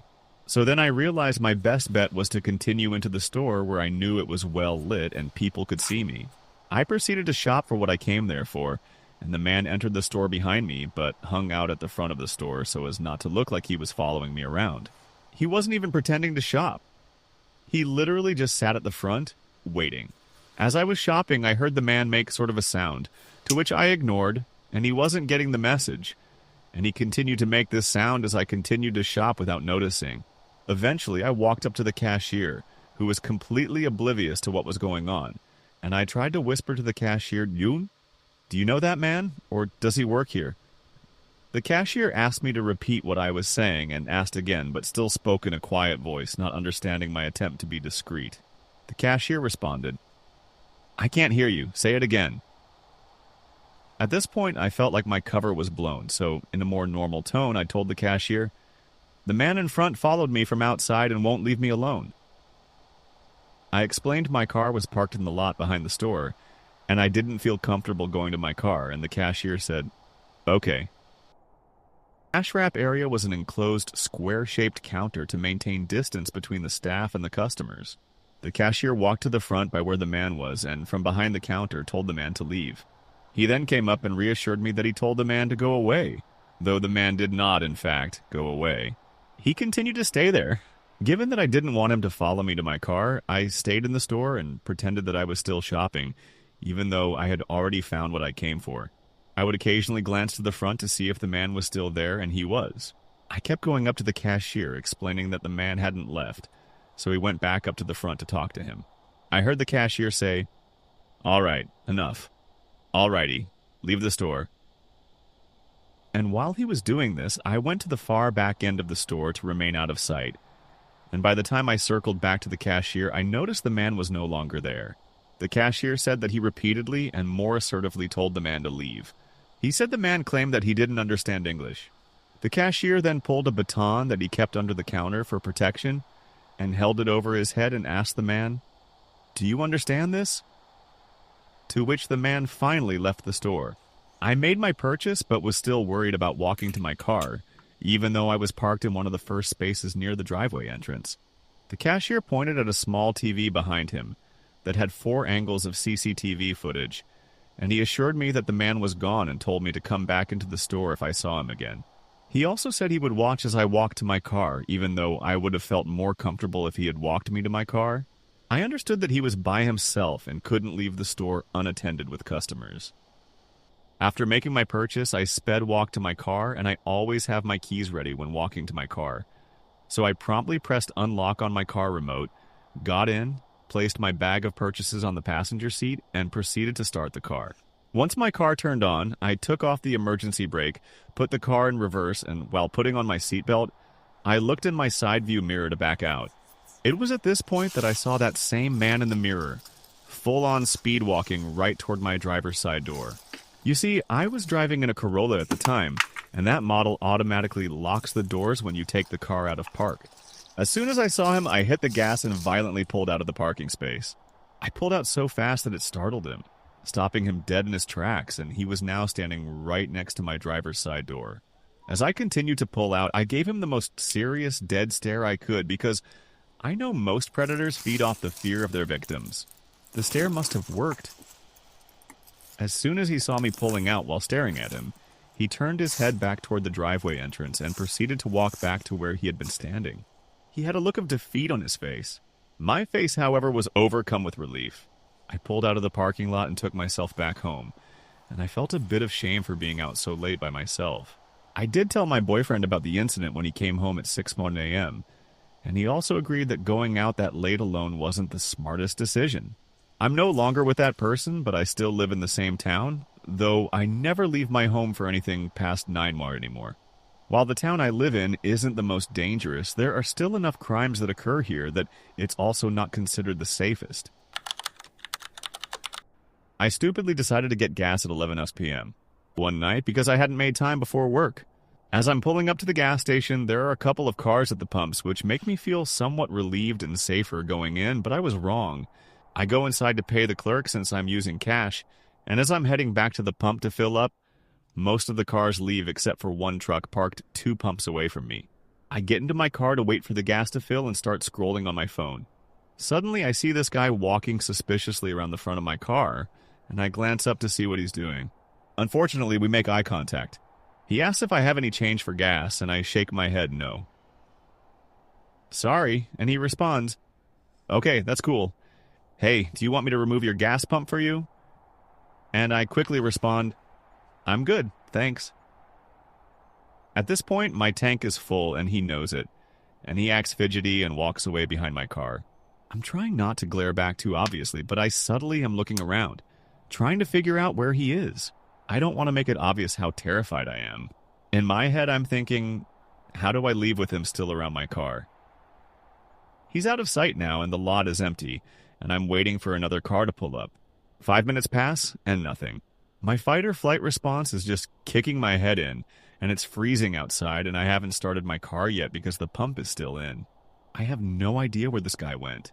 Finally, I see him walking towards his truck, but instead of getting in, he's just sort of lingering around it. And the second his back is turned, I go for it. I remove the pump, and as soon as he notices, he quickly starts approaching me again. "Oh, hey, you're really beautiful," he says, still walking toward me. And I nod quickly, but suddenly I put the gas cap back on. And then he says, "I don't look like a serial killer, do I?" With this crazed look in his eyes, like, "Yeah, bro, you actually do." And at that point, I bolted to my car and just sped off. It was one of those days where everything felt like it was dragging on forever. I'd just gotten home from work, and I was exhausted. My feet were killing me, and my stomach was growling like crazy. I wasn't in the mood to cook, so I grabbed my phone and ordered a large pepperoni pizza. I figured it'd be quick, just something easy to fill me up before I crashed the night. But the pizza was taking forever, like way longer than usual. I checked the time. It had been over an hour since I placed the order. I started getting annoyed, so I called the pizza place. The guy on the phone sounded apologetic and said, "Sorry about that. Your pizza is on its way." I hung up, still a little irritated, but whatever. At least it was coming. While I waited, I decided to browse for a new phone. My current one was acting up.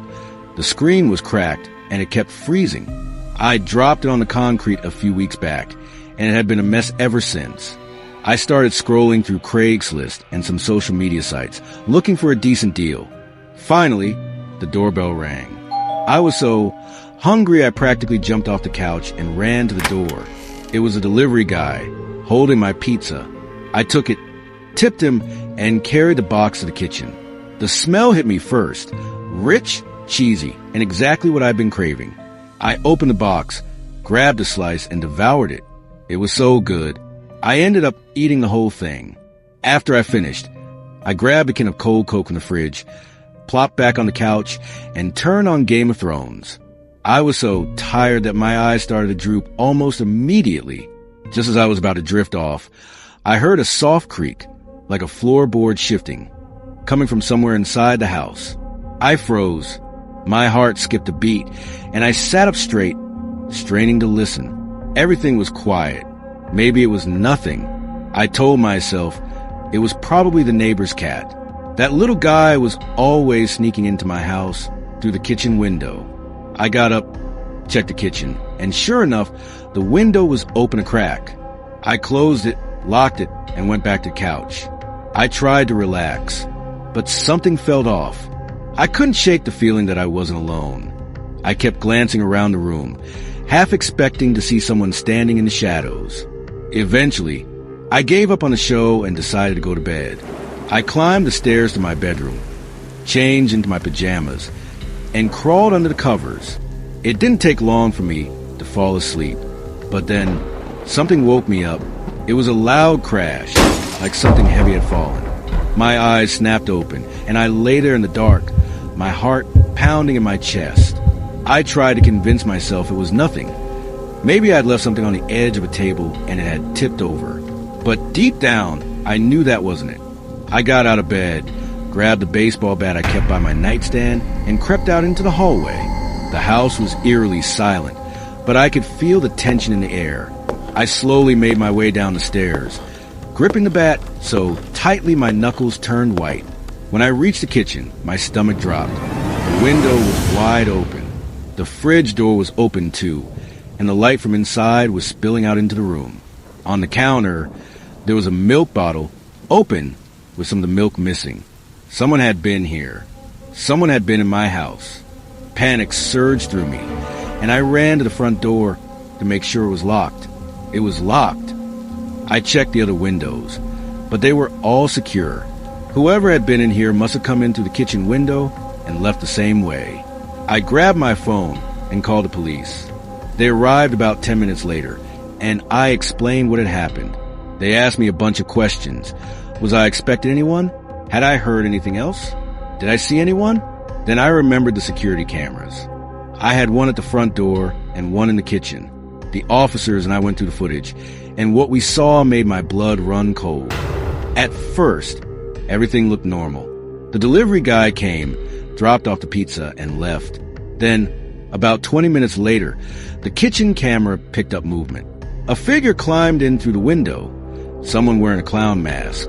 I felt like I was going to be sick. The person moved around the kitchen, opening the fridge, drinking from the milk bottle, and then just stood there. They didn't take anything. They didn't break anything. They just stood there, staring at the camera. The officers asked me if I recognized a person. I didn't. I had no idea who it was or why they'd come into my house. After they left, I couldn't sleep. I kept thinking about what could have happened if the person had come upstairs while I was sleeping. I'd been in such a deep sleep, I wouldn't have heard them. Since that night, I've been paranoid. I double-check every door and window before I go to bed. I keep the bat by my bed at all times. And I can't look at a clown mask without feeling a chill run down my spine. I still don't know who it was or why they came into my house. But I do know one thing. I'll never forget the night the clown came to my house.